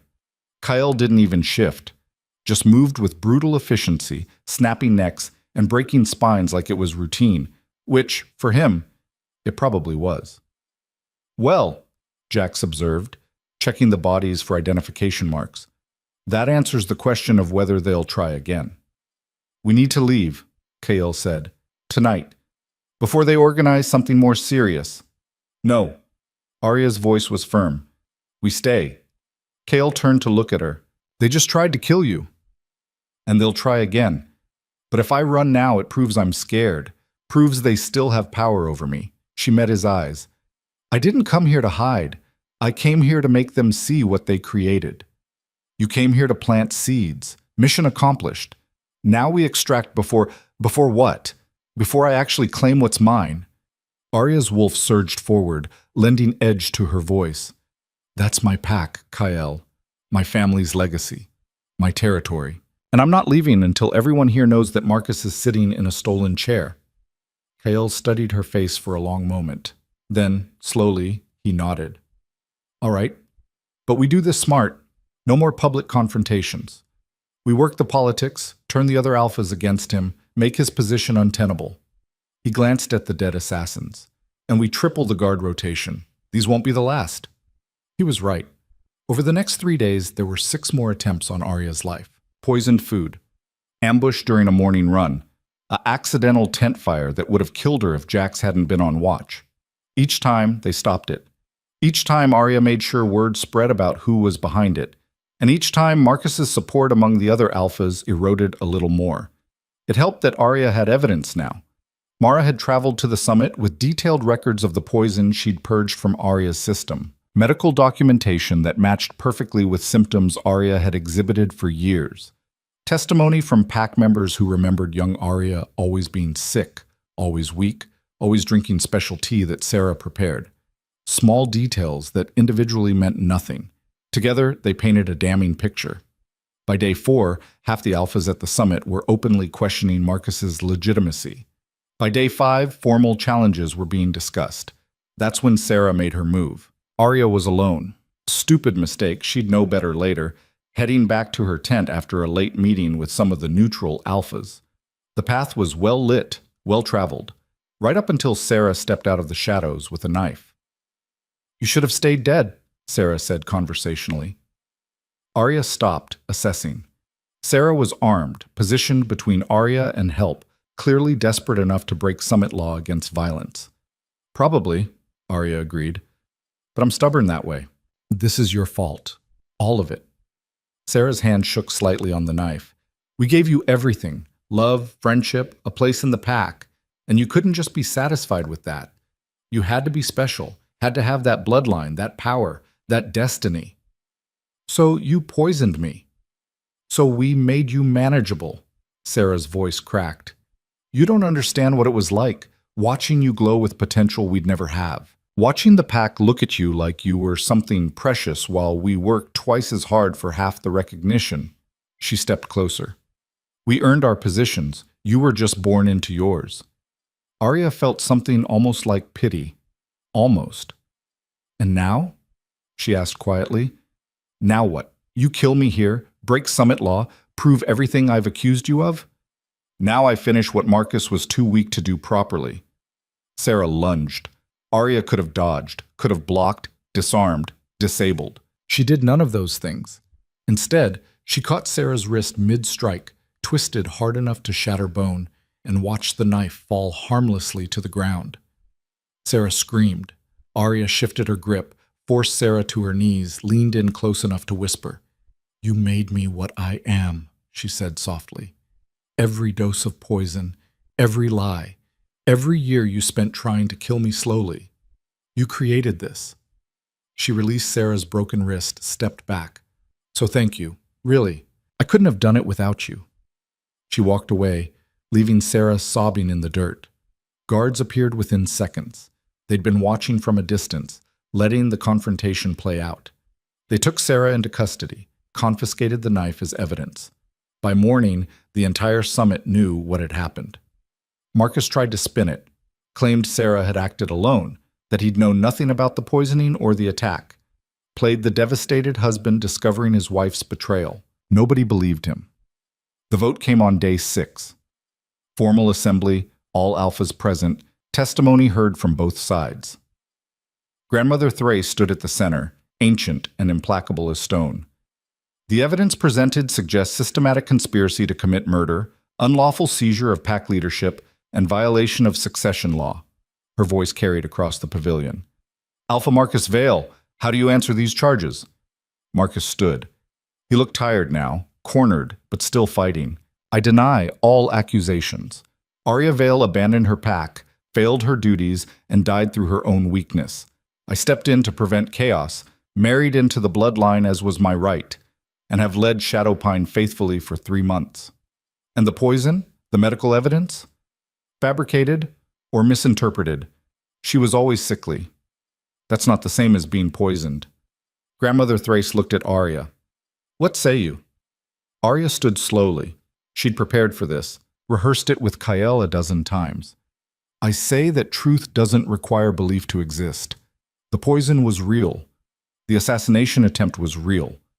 My survival is real. She looked directly at Marcus. And my claim to Shadowpine Pack is real. Blood claim, birthright claim. The claim my father held and my mother after him. No marriage, no political maneuvering, no convenient death can erase that. You challenge for leadership? I reclaim what was already mine.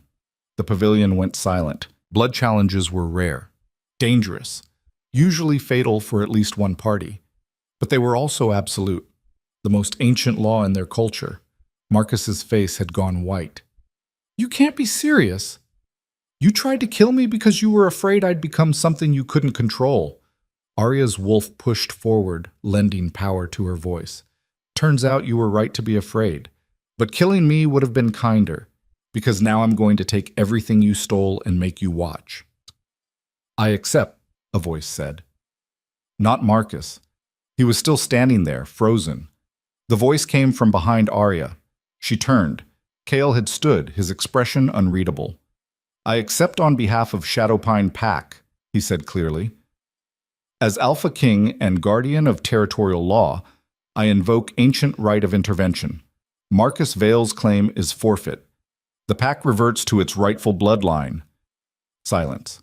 Then Marcus lunged, not at Arya, at Kael, claws extended, teeth bared, the desperate violence of someone with nothing left to lose. He made it 3 steps before Kael moved. It was over in seconds. One strike, perfectly placed, and Marcus was on the ground with Kael's hand around his throat. Yield, Kael said quietly. Marcus made a choking sound that might have been agreement. Kael released him, stepped back, turned to face Grandmother Thrace. The challenge is satisfied.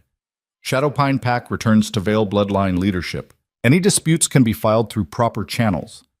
Grandmother Thrace looked like she'd bitten into something sour, but she nodded. So witnessed, so recorded. She banged her staff. This assembly is concluded. The pavilion erupted in noise and movement. Wolves pressing forward, shouting questions, demanding details. Arya stood in the center of it all, numb. She'd won. Shadowpine was hers. Marcus was disgraced. Sarah was in custody. Everything she'd worked for, everything she'd suffered for, delivered in a single moment. So why did it feel hollow?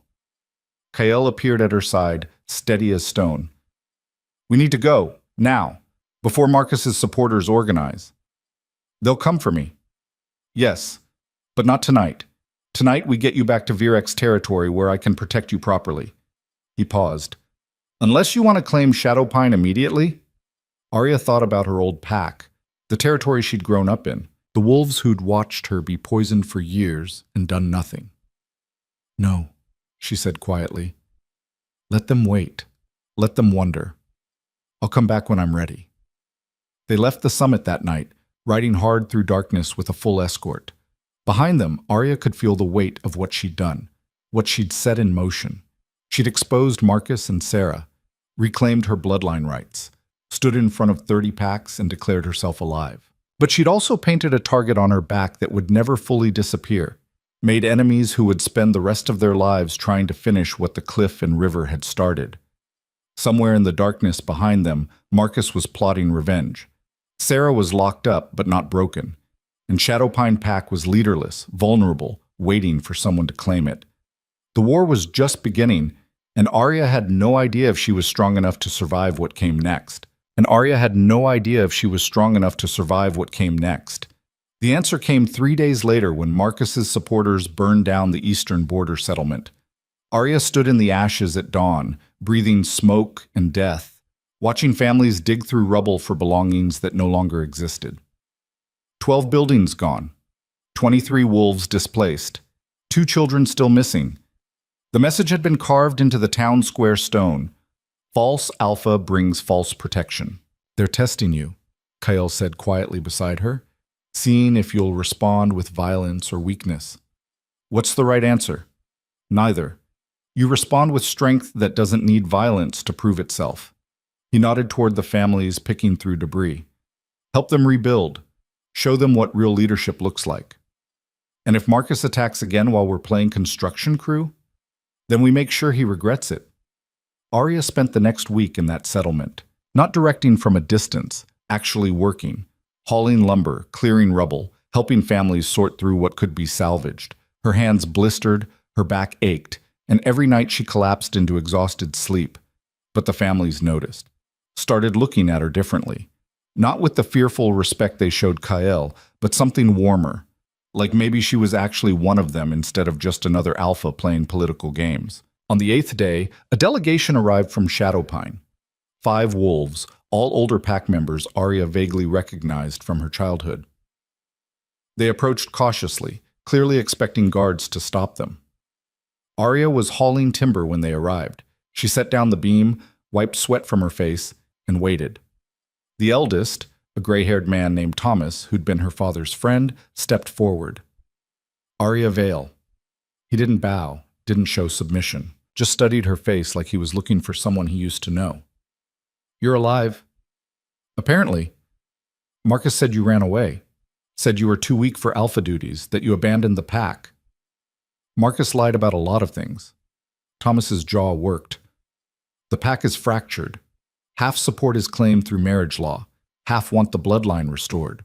He paused. And some of us want to know why you waited 3 months to come back. Fair question. Hard question. Arya looked at the settlement around them, the families rebuilding, the children playing in the ruins, the community pulling together because they had no other choice. Because I wasn't ready, she said honestly. Marcus was right about one thing. I was weak, too sick, too trusting, too easy to kill. Coming back then would have just gotten me dead again. And now? Now I'm strong enough to take back what's mine. Question is whether the pack wants me to. The delegation exchanged glances, some kind of silent communication Arya couldn't read. Marcus has been difficult, another wolf said carefully. A woman, maybe 50, with healer marks on her hands. Aggressive, paranoid. He's doubled patrols, restricted movement, started accusing long-standing members of disloyalty. He's scared, Arya said. Scared I'll come back. Scared the pack will turn on him. So he's trying to control everything before it all falls apart. Will you come back? Yes, but not yet. Arya gestured to the settlement. These wolves lost everything because Marcus's supporters wanted to send me a message. I'm not leaving them to rebuild alone while I go play politics. Thomas's expression shifted into something that might have been approval. Your father would have done the same. The words hit harder than Arya expected. She'd barely known her father. He'd died when she was 8, her mother a year later. But the few memories she had were of a man who put pack welfare above everything else. Tell the pack I'm coming, she said. 2 weeks, maybe 3. When this settlement is rebuilt and these families are safe. She met Thomas's eyes. And tell them I'm not coming to ask permission. I'm coming to take what was stolen from my family. The delegation left. Word spread fast. Over the next 10 days, more Shadowpine wolves started appearing. Not officially, just individuals who happened to be passing through, who stopped to help with construction, who stayed for meals and quiet conversations about what leadership should look like. Arya didn't recruit them, didn't make promises or political speeches. She just worked alongside them, listened when they talked about pack problems, made decisions about resource allocation and security without consulting anyone because the decisions needed making and she was there. Leadership by doing instead of declaring. On day 12, the children were found. 2 scouts discovered them in a cave system 5 miles north, cold and hungry, but alive. They'd hidden during the attack, gotten turned around in the tunnels, couldn't find their way back. When they were brought to the settlement, their mother collapsed in relief. The whole community gathered around, celebrating, crying, thanking every power they could think of. Arya stood at the edge of the crowd, watching, feeling something tight in her chest that she couldn't name. This was what she'd been fighting for. Not revenge, though that was part of it. Not power, though she'd need that too. This, People safe, families together, a community that worked because everyone contributed instead of just following orders. "You're thinking too loud," Jax observed, appearing beside her. "I can hear your brain working from across the camp." "I'm thinking this is more complicated than I expected. Leadership usually is." He crossed his arms. "But you're doing better than most, actually listening instead of just ordering people around. Kael orders people around all the time. Kael's the Alpha King. He's earned the right to order people around. You're still proving yourself." Jax glanced at her. "But the fact that you know that puts you ahead of Marcus already." The attack came that night, not on the settlement. Kael had that too well protected. On the supply caravan bringing materials for the final phase of reconstruction. 10 wolves, all Marcus's loyalists, armed and coordinated. They hit the caravan at the narrow pass where guards were spread thin, killed the drivers, and burned everything. 2 weeks of work, gone. Arya got the news just after midnight, rode out with Jax and 6 others to assess the damage, already knowing what she'd find. The caravan was still smoldering when they arrived. Bodies sprawled in the dirt, good wolves who'd just been doing their jobs. Supplies scattered and ruined, and carved into the lead wagon. "Come home, little Alpha. Let's finish this properly." "He wants you angry," Jax said. "Wants you to come charging in without thinking, easy to kill." "I know what he wants." Arya's voice was flat. "Question is what I'm going to give him." She spent the ride back planning. Not revenge. That was too emotional, too easy to screw up. Strategy. How to remove Marcus without triggering a civil war that would destroy the pack. By the time they reached the settlement, she had the beginnings of a solution. It was completely insane, probably suicidal, and absolutely necessary. "I'm going to Shadowpine," she announced to Kael the next morning. "Alone." He stared at her like she'd suggested flying to the moon. "Absolutely not. It's the only move that makes sense. Marcus is baiting me, trying to force a violent confrontation he thinks he can win. But what he actually wants is to kill me in front of witnesses so it looks legitimate. Which is exactly why you're not going alone. If I show up with an army, it's an invasion. The pack will defend Marcus even if they don't like him because that's pack law." Arya leaned forward. "But if I walk in alone, unarmed, and demand a formal hearing under pack law, he can't refuse without looking like a coward. He'll kill you the second you cross the border." "Maybe. Or maybe he'll see an opportunity to humiliate me publicly and take it." She met Kael's eyes. "I'm betting on his ego being bigger than his common sense."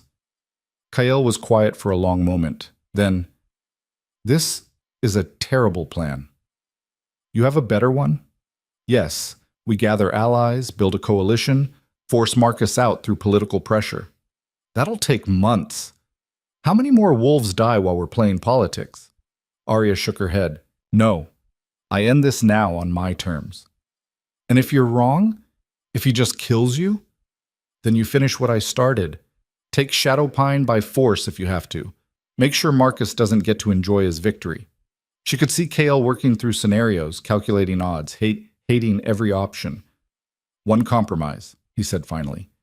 "You go in alone, but I position forces at the border, close enough to intervene if things go sideways. Close enough that Marcus can claim I brought an army? Close enough that you don't die stupidly." His expression was hard. "Take it, or I'll lock you in this camp until you see reason." Arya smiled despite herself. "You could try." "Yes, I could. And I'd succeed because you're good, but I'm better." He stood. "So, do we have an agreement?" She should argue, should push for complete independence, but Kael was right. Walking in completely alone was brave in theory, stupid in practice. "Agreement," she said. They left 3 days later. Arya rode in front, alone and unarmed as promised. Kael's forces followed at a distance, close enough to respond, far enough not to be seen as an invasion force. The Shadowpine border was marked by ancient stones her great-grandfather had placed generations ago. Crossing them felt like stepping into a memory, familiar and alien at once. Guards materialized from the forest within minutes. 8 of them, all young, all radiating nervous aggression. "Arya Vale," the lead guard said. Not a question. "You're not welcome here." "This is my family's territory. I'm always welcome." She kept her voice level, non-threatening. I'm here to invoke formal hearing under pack law, right of bloodline challenge. There's no challenge. Alpha Marcus holds leadership through legal marriage. Legal marriage to someone who helped poison the previous Alpha's daughter for 10 years. I'd like to discuss that with the pack. Formally. In front of witnesses. She tilted her head. Unless Marcus is afraid of a fair hearing. The guards exchanged glances. The lead one spoke into a radio, modern technology, her father would have hated that, and had a brief, tense conversation. Finally, you can come to Pack Center, but any sign of weapons, any aggressive moves, and we put you down. Understood. They escorted her through territory that felt like home, and didn't. The trees were the same, the paths familiar, but something essential had changed. Or maybe she was the one who'd changed too much to fit anymore. Pack Center was a cleared area with the main lodge, a massive timber structure her grandfather had built, surrounded by smaller buildings, training grounds, storage, residential areas for wolves who lived communally. And everywhere wolves staring, some with hostility, some with confusion, some with something that might have been hope. Marcus waited on the lodge steps, Sarah beside him in a support brace for her broken wrist. Behind them, the Pack Council, 12 elders who advised the Alpha on major decisions. Arya stopped 20 feet away, close enough to talk, far enough to avoid looking threatening. Arya Vale, Marcus said loudly, you stand accused of abandoning your pack, consorting with enemy Alphas and falsely claiming leadership. How do you answer? She'd prepared for this, rehearsed it until the words were automatic. I answer that I never abandoned this pack. I was poisoned by members of this pack, thrown from the border cliffs by my former mate and best friend, and left to die in the Thorn River. Her voice carried across the clearing. I survived.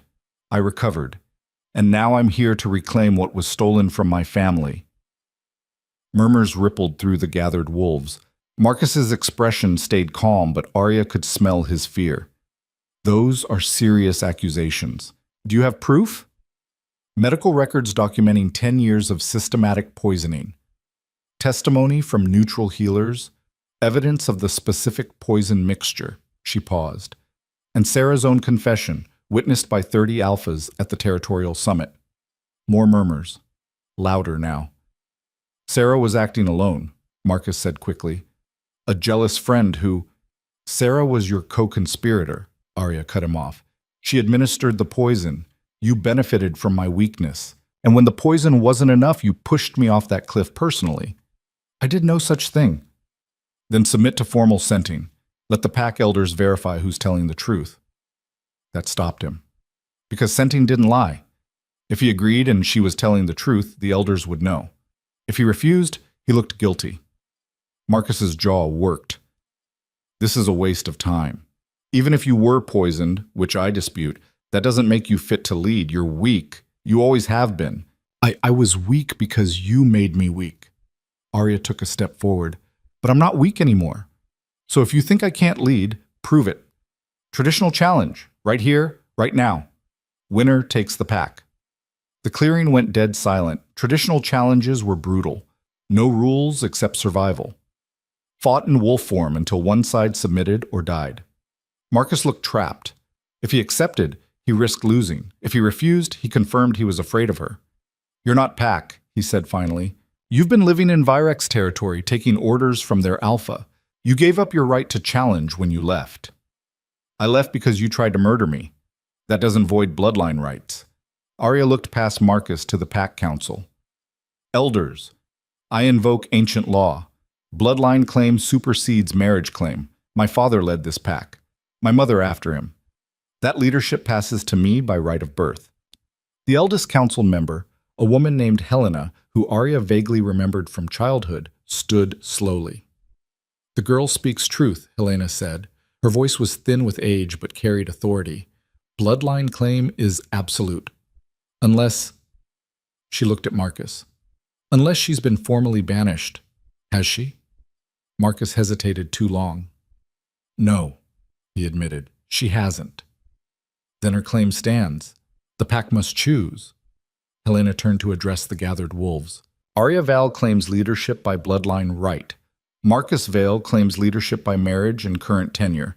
Pack law allows for traditional challenge to settle the dispute. She looked between them. Do you both accept these terms? Arya felt her wolf surge forward eagerly. I accept. Marcus's face had gone pale. This is, you accept or you forfeit, Helena said flatly. Those are the only options. The silence stretched. Arya could see Marcus calculating, weighing odds, looking for an escape that didn't exist. Finally, I accept. The pack erupted in noise, excitement, fear, speculation. Guards cleared the center area, creating a rough circle. Pack members pressed close, wanting to see, wanting to witness. Arya stripped off her clothes, preparing to shift. Across the circle, Marcus was doing the same, and that's when Sarah moved. She lunged from behind Marcus, something small and dark in her good hand. Arya saw it coming, barely, twisted aside as the knife slashed past her ribs. Sarah stumbled, off balance from the missed strike. Before she could recover, Arya's hand shot out, catching her throat. Twice now, Arya said quietly. Twice you've tried to kill me with a knife. Maybe learn to use other weapons. She squeezed, not enough to kill, just enough to make breathing difficult. Sarah's eyes went wide with panic. Should I? Arya asked, loud enough for everyone to hear. She poisoned me for 10 years, helped throw me off a cliff, just tried to stab me in front of witnesses. Who would object if I ended this now? Silence. Nobody spoke. Arya looked around the circle, saw the watching wolves, saw the fear and calculation in their eyes, and realized she had a choice that mattered more than the challenge, more than Marcus, more than revenge. She released Sarah, let her collapse, choking to the ground. I'm not going to kill you, Arya said, because I'm not what you tried to make me. I'm not weak, but I'm not a murderer either. She looked at the pack. Leadership isn't about who can kill most efficiently. It's about who can protect people, build things, make hard choices that actually help instead of just consolidating power. She turned back to Marcus. So here's my offer. You submit now. Give up the Alpha claim. Leave Shadowpine territory with whatever loyalists still support you. She paused. Or we fight, and I promise you won't survive it. Your choice. Marcus stood there clearly torn, pride warring with survival instinct. Helena's voice cut through. Choose, Marcus Vale, but choose quickly. If I leave, Marcus said slowly, what guarantee do I have that you won't hunt me down later? You have my word that I'll let you go in peace. Live your life elsewhere. Start over. Arya's voice was flat. But if you ever threaten this pack again, if you ever come after me or mine, I will finish what we're starting here, permanently. She meant it, could feel the absolute certainty of it in her bones. Marcus must have felt it too, because slowly, deliberately, he tilted his head to the side. Submission. The pack exhaled collectively, some with relief, some with disappointment at being denied the violence. Helena stepped into the circle. Marcus Vale submits his claim. Arya Vale is recognized as Alpha by bloodline right and traditional law. She looked around the gathered wolves. Any who dispute this, speak now. Nobody spoke. Then it settled. Helena's ancient eyes fixed on Arya. Welcome home, Alpha. The word should have felt triumphant, should have been the victory Arya had been working toward for months. Instead, they felt heavy, like a weight settling onto her shoulders that she'd never fully be able to put down. She was Alpha now, not just in name but in reality, responsible for every wolf here, every family, every decision that would shape their future. And she was 23 years old, traumatized, still figuring out who she was without poison suppressing her. But she'd asked for this, fought for this, nearly died for this. So she straightened her spine, lifted her head, and faced her pack. Thank you, she said simply. I know I've been gone. I know I'm not the Alpha my father was, not yet. But I'm here now, and I'm going to spend every day proving I deserve this position. She looked at Marcus. You have until sunset to leave. Take whoever wants to go with you. I won't stop them. Marcus nodded stiffly. He looked smaller somehow, diminished by the loss. Sarah was already being escorted away by guards. She'd face pack justice for the attack, probably exile at minimum. The crowd began to disperse. Some wolves approached Arya, offering congratulations or pledging loyalty. Others hung back, clearly uncertain. Thomas appeared at her shoulder. Your father's office is as he left it. We've kept it maintained, just in case. In case what? In case someone worthy came back to use it. He smiled slightly. Welcome home, Alpha. Arya spent the rest of the day meeting with pack members, hearing concerns, getting briefed on territory issues. Marcus had been a mediocre leader, not actively terrible, just indifferent. Let things slide that shouldn't have, focused on consolidating power instead of solving problems. It was going to take work to fix, months, maybe years of work. But looking around at her pack, her family, her responsibility, Arya felt something she hadn't felt since before the cliff. Purpose. She was home. She was Alpha. She was exactly what Marcus and Sarah had been terrified she'd become, and she was going to make damn sure their fear was justified. That evening, standing on the lodge steps watching the sun set over territory her ancestors had held for generations, Arya felt Kael's presence before she heard him. I'm supposed to tell you you're insane, he said, climbing the steps to stand beside her. Walking in alone like that. But it worked. So maybe you're not insane, just extremely lucky. I'll take it. Arya glanced at him. Thank you. For the backup at the border. For pulling me out of the river. For everything. You did the hard part yourself. I just made sure you survived long enough to do it. He was quiet for a moment. What happens now? Now I rebuild. Fix what Marcus broke. Prove to the pack that I can actually lead instead of just claim I can. She paused. And figure out who I am now, that I'm not just the girl who survived. You'll figure it out. You're stubborn enough. Arya laughed. It felt good. Natural.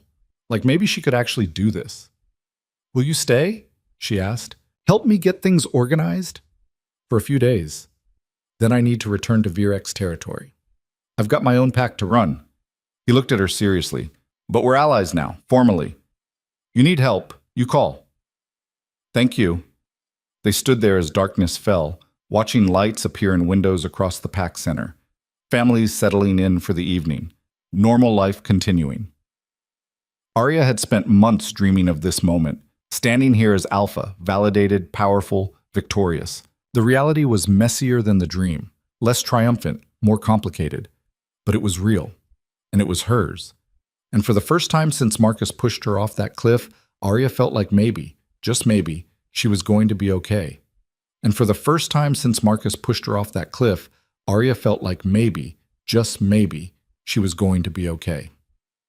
The feeling lasted exactly 3 weeks. That's when the Blackwater Collective attacked. Arya was in the eastern sector reviewing reconstruction progress when the first alarm howled. Not the standard patrol warning, the emergency signal reserved for active invasion. She shifted mid-stride, her wolf form responding instantly now, and ran. The attack was coordinated and brutal. 50 wolves, maybe more, pouring through the northern border in organized waves. Not rogues. These were trained fighters wearing marks Arya didn't recognize. Black paint across their muzzles, symbols carved into their fur. The Collective. Stories about them circulated through every pack. Extremists who rejected modern pack law wanted to return to ancient ways where only the strongest survived and the weak were culled. They'd been quiet for years, consolidating power in the Badlands. Apparently they'd decided Shadowpine's leadership transition made them vulnerable. They were half right. Arya's pack was vulnerable, still fractured from Marcus's leadership, still adjusting to her authority, not fully unified. But they weren't helpless. She hit the first wave of attackers like a freight train, her wolf bigger and faster than they expected. Took down 2 before they could react, injured a third badly enough he retreated. Around her, Shadowpine wolves rallied. Some fought with the desperate violence of protecting home. Others hung back, uncertain whether to follow their new Alpha into what looked like a suicide battle. Arya didn't have time to convince them. She just kept fighting, trusting they'd either follow or they wouldn't. Most followed. The battle was chaos. Wolves tearing at each other in the darkness. Blood on snow, screams and howls mixing until Arya couldn't distinguish ally from enemy by sound alone. She fought on instinct and training, Kael's lessons coming back automatically. Don't overcommit, protect your throat, use their momentum against them. She'd just torn free from a grapple when she smelled it. Wrong, chemical, familiar, poison. The collective wolves were using poison-tipped weapons. Not enough to kill instantly, just enough to slow, weaken, make her pack vulnerable. Arya's vision tunneled. For a split second, she was back on that cliff, poison flooding her system, Marcus pushing her over the edge. Then rage burned through the paralysis, and she moved. She found the wolf carrying the poison reservoir, a lean female with vicious scars and dead eyes. Their eyes met across 20 feet of bloody ground. The female smiled and raised the reservoir like a toast. Arya charged. They collided mid-leap, both forms too entangled to use teeth effectively. They crashed into the frozen ground hard enough to crack ice, rolled, came up fighting. The female was faster, but Arya was stronger, and rage made her reckless in ways training never had. She got her jaws around the female's shoulder, bit down until bone cracked. The female shrieked and released the poison reservoir. It shattered on the rocks, contents spilling harmlessly into snow. Arya released her, stepped back. The female shifted to human form, blood pouring from the shoulder wound. "You're the dead girl," she rasped. "The one who survived the river." Not that dead, apparently. Should have stayed gone. The collective doesn't recognize weak leadership, doesn't accept alphas who claim power through politics instead of proving strength. She spat blood. "You're everything wrong with modern packs. And you're everything wrong with the old ways, strength without purpose, violence without reason." Arya shifted to human form as well, standing over her. "Your leadership structure is who can kill most efficiently. Mine is who can protect best. We're not the same." "No, we're not." The female's good hand moved, fast, pulling a knife from somewhere. Arya was faster, caught her wrist, twisted hard enough to disarm, pinned her to the ground. "Submit or die," Arya said quietly. "Those are your options." "I don't submit to cut." Arya's hand closed on her throat. Not squeezing yet, just present, just possible. "Let me rephrase. Submit now, leave my territory and live. Or keep fighting and prove you're exactly as stupid as I think you are." The female's eyes flickered. Fear, finally, breaking through the fanaticism. She tilted her head sideways. Submission. Arya released her, stood. Around them, the battle was ending. The collective wolves who weren't dead or too injured to move were retreating, dragging wounded with them. Shadowpine had held, barely. Arya shifted back to wolf form and howled, not triumph, but signal. Rally point. Regroup. Her pack responded, voices joining hers until the forest rang with their combined song. Claiming territory, asserting dominance, warning anyone listening that Shadowpine was not easy prey. The count came in over the next hour. 15 Shadowpine wolves seriously injured. 3 dead. 28 collective attackers killed or captured. The rest fled back across the northern border. They'd won. But the cost was brutal. Arya stood in the medical tent as Mara, who'd traveled from Virex territory to help, worked on the injured, watched wolves who'd fought for her get stitched back together, saw the pain in their faces, smelled their blood. This was leadership. Not the ceremony, not the political victory. This. Making decisions that got people hurt, asking wolves to risk death for territory and ideology and her authority. "You're spiraling," Kael said quietly behind her. He'd arrived with Mara, brought reinforcements as soon as he'd heard about the attack. "I can hear it from here. 3 dead. Because I took leadership. Because I made Shadowpine a target. 3 dead because extremists attacked. That's on them, not you." He moved beside her. "And if you weren't Alpha, if Marcus still led, he would have surrendered territory or gotten the whole pack killed trying to prove himself. You held. That matters." "Does it? To the families of the dead? Ask them." So she did. The first family, parents who'd lost their adult son in the fighting, met her with hollow eyes and grief so thick Arya could taste it. "I'm sorry," she said. "Your son died protecting the pack. That's my responsibility. My failure." The father looked at her for a long moment, then, "Marcus would have sent condolences through a messenger. Wouldn't have come himself. Wouldn't have admitted responsibility." He gripped Arya's shoulder. "My son died protecting home. Protecting family. That's an honor, not a failure. Don't take that from him by making it about your guilt." The words hit hard. shifted something in Arya's chest. She visited all three families. Heard similar responses: grief, yes, but also understanding. Pride that their people had fought for something that mattered. It didn't make the deaths acceptable, but it made them bearable. The interrogation of captured collective wolves revealed worse news. This wasn't an isolated attack. The collective had been building strength for months, targeting packs they saw as weak or corrupt. Shadowpine was just the beginning. They had plans to hit 3 more territories in the next month. And after that, a coordinated assault on the territorial summit grounds during the next gathering. Mass casualties. Total chaos. A message written in blood. Arya called an emergency Alpha Council, every pack leader within 2 territories. Used her new authority and Kael's backing to force attendance. They gathered in neutral territory 3 days later. 30 alphas, all dealing with their own problems, most resentful at being summoned. Arya stood before them and laid out what she'd learned. The collective isn't just raiding anymore. They're organized, armed, and planning something that'll affect every pack here. She detailed the interrogation results, the captured maps, the timeline they'd extracted. Silence. Then an alpha named Corvus, older traditional, had never hidden his disdain for Arya's convenient survival, spoke up. And we're supposed to believe intelligence from a brand new alpha who's been in power for 3 weeks? Intelligence that conveniently requires us all to rally behind her leadership? Others murmured agreement. Arya had expected this. You don't have to believe me. You can verify independently, send your own scouts, do your own interrogations.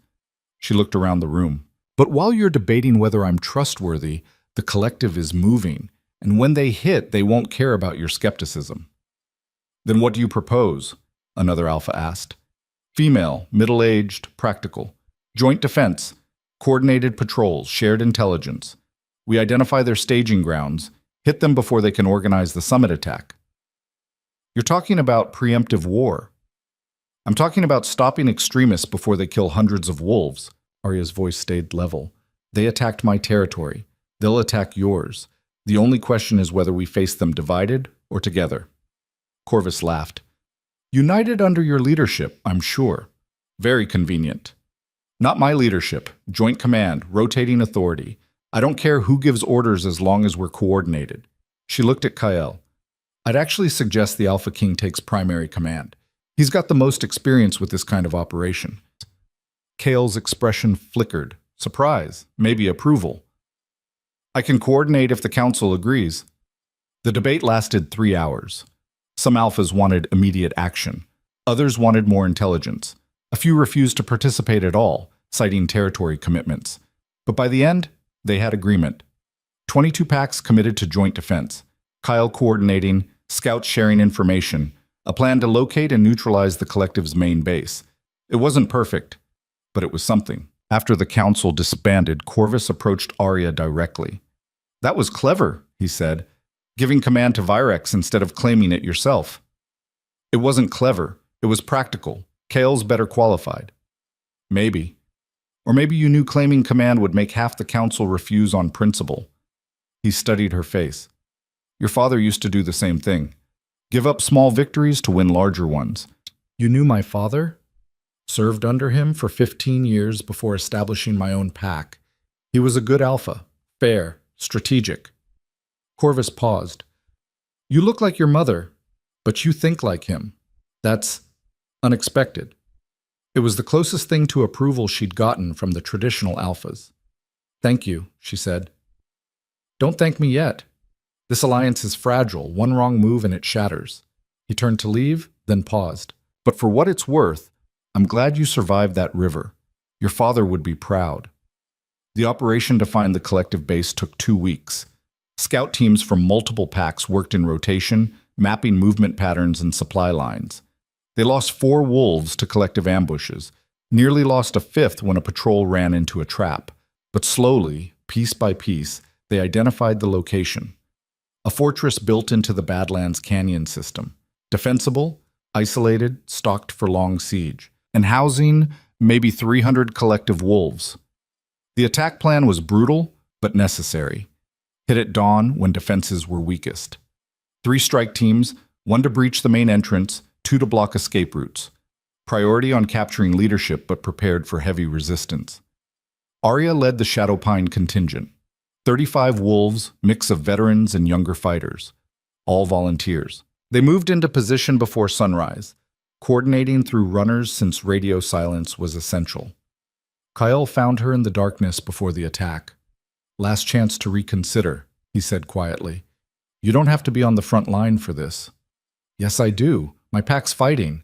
I'm not leading from behind." "Your pack needs you alive.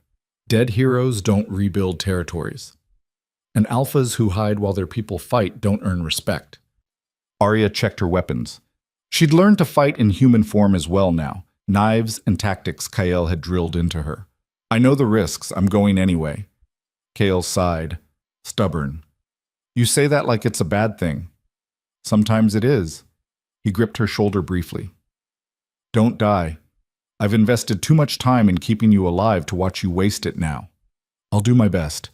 The attack began with coordinated silence. Strike teams moving in fast, taking out sentries before alarms could sound. They made it maybe 2 minutes before someone raised the alert. Then all hell broke loose. The collective had been ready, not for the specific attack, but ready in general. Defensive positions, fallback points, organized resistance. They fought like fanatics, because they were fanatics. Arya's team hit the eastern barracks, clearing rooms in brutal close combat. The fighting was worse than the Shadowpine defense. Tighter quarters, more lethal, no room for hesitation. She lost count of how many she fought. Just kept moving, kept following training, kept making sure her wolves had room to work. They were clearing the third level when she felt it. Wrong, different. Power that made her wolf recoil instinctively.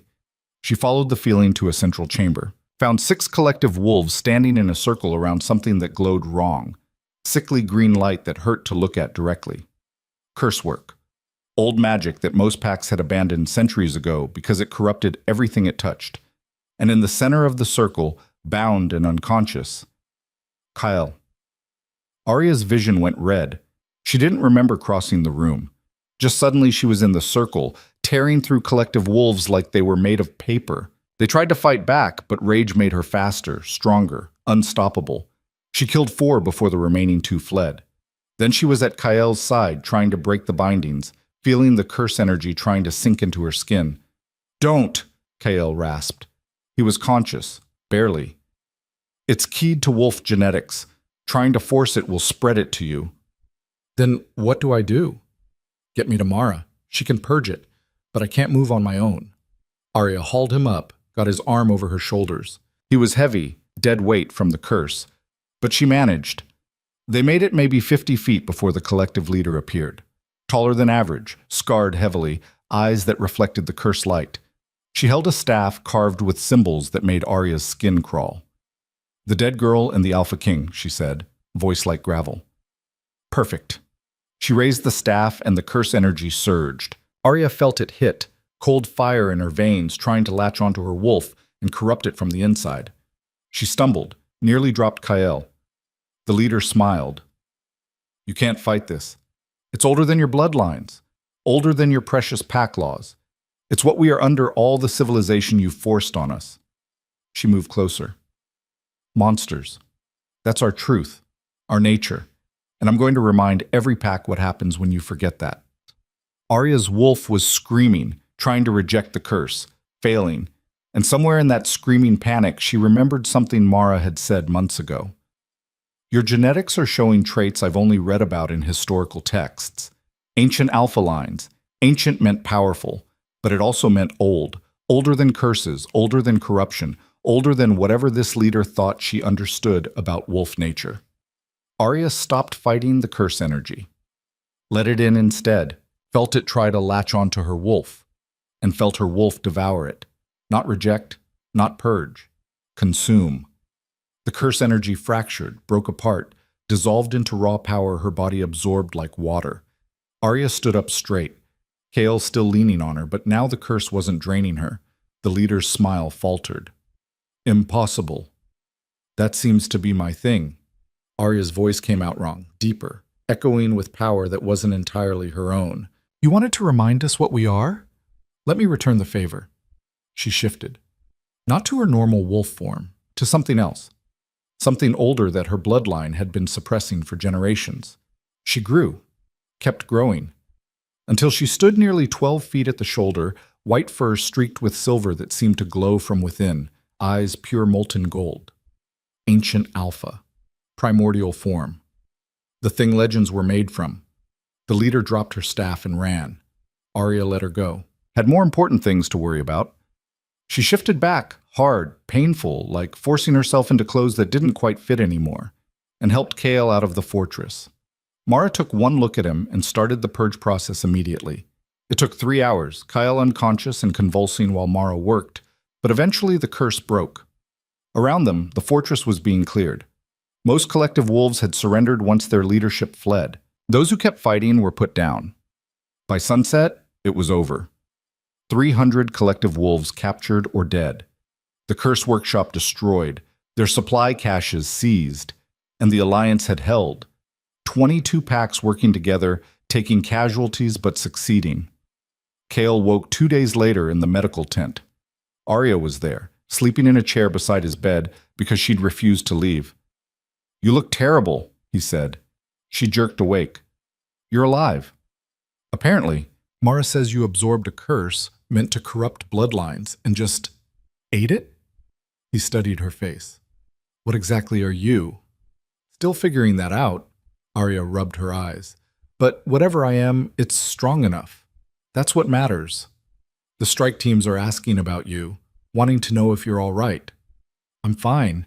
You're the one who almost died." "I've almost died before. Occupational hazard." He sat up slowly, wincing. "But that form you took, that's not standard alpha genetics." "I know. Mara's running tests. Something about my bloodline being older than current strains, designed to combat corruption." She shrugged. "I don't understand all of it, but it worked, so I'm not complaining." The news spread fast. Within a week, every pack in 3 territories knew about the Shadowpine Alpha, who transformed into something out of ancient legends, consumed curse energy, and helped bring down the collective. Some were awed. Some were terrified. All were respectful. Arya returned home to find her pack changed. The wolves who'd been uncertain about her leadership now looked at her with something close to reverence. The ones who'd fought beside her treated her as one of them. Alpha, yes, but also pack. Family. She called a pack meeting that evening. Everyone gathered in the central clearing, hundreds of wolves in human and shifted form. Arya stood on the lodge steps and looked out at them. "The collective is broken," she said. "But the problems that created them aren't solved. Packs competing instead of cooperating. Territory disputes turning violent. Extremists filling the gaps weak leadership creates." She paused. "We can't fix everything, but we can fix ourselves. Make Shadowpine strong, not through fear or violence, but through actually taking care of each other." She detailed her plans. Better training, fair resource distribution, council meetings where every wolf could voice concerns, support systems for families, territory development that benefited everyone instead of just leadership. It wasn't revolutionary, just basic good governance. But compared to Marcus's indifferent rule, it felt like a new world. The pack voted to approve her initiatives, not unanimously, never unanimously, but by strong majority. Afterward, Thomas approached her. "Your father built this pack on similar principles," he said. "Fair treatment, pack before power. It's good to see that tradition continuing." "I'm not my father." "No, you're something else. Something we needed." He smiled. "Welcome home, Alpha. For real this time." That night, standing alone on the lodge steps, Arya thought about the journey that had brought her here. The cliff, the river, the poison burning out of her system, months of brutal training, the summit confrontation, the collective attack, every moment of pain and fear and fury that had forged her into something new. She wasn't the weak girl Marcus and Sarah had tried to kill. That person was gone, burned away in the purification fire. But she also wasn't the revenge-driven survivor who'd walked into the summit planning destruction. She was something else now, someone who'd taken every betrayal, every injury, every loss, and turned it into strength that actually mattered. Alpha. Not through violence or politics, but through proving she could protect her people when it counted. The girl who fell off that cliff had died in the river. The woman who climbed out was something the world had never seen before. and she was just getting started. Arya looked out over her territory, the forests her grandfather had claimed, the lodge her father had built, the pack her mother had loved, and felt something settle in her chest. Not peace. She'd probably never have complete peace. But purpose, belonging, the bone-deep certainty that she was exactly where she needed to be. Behind her, the lodge doors opened, wolves emerging for evening patrol, families settling in, life continuing. Her pack, her responsibility, her future. Arya smiled and walked inside to join them. The story of the dead girl who came back wrong had ended. The story of the Alpha who rebuilt everything from ashes was just beginning, and she couldn't wait to see what came next.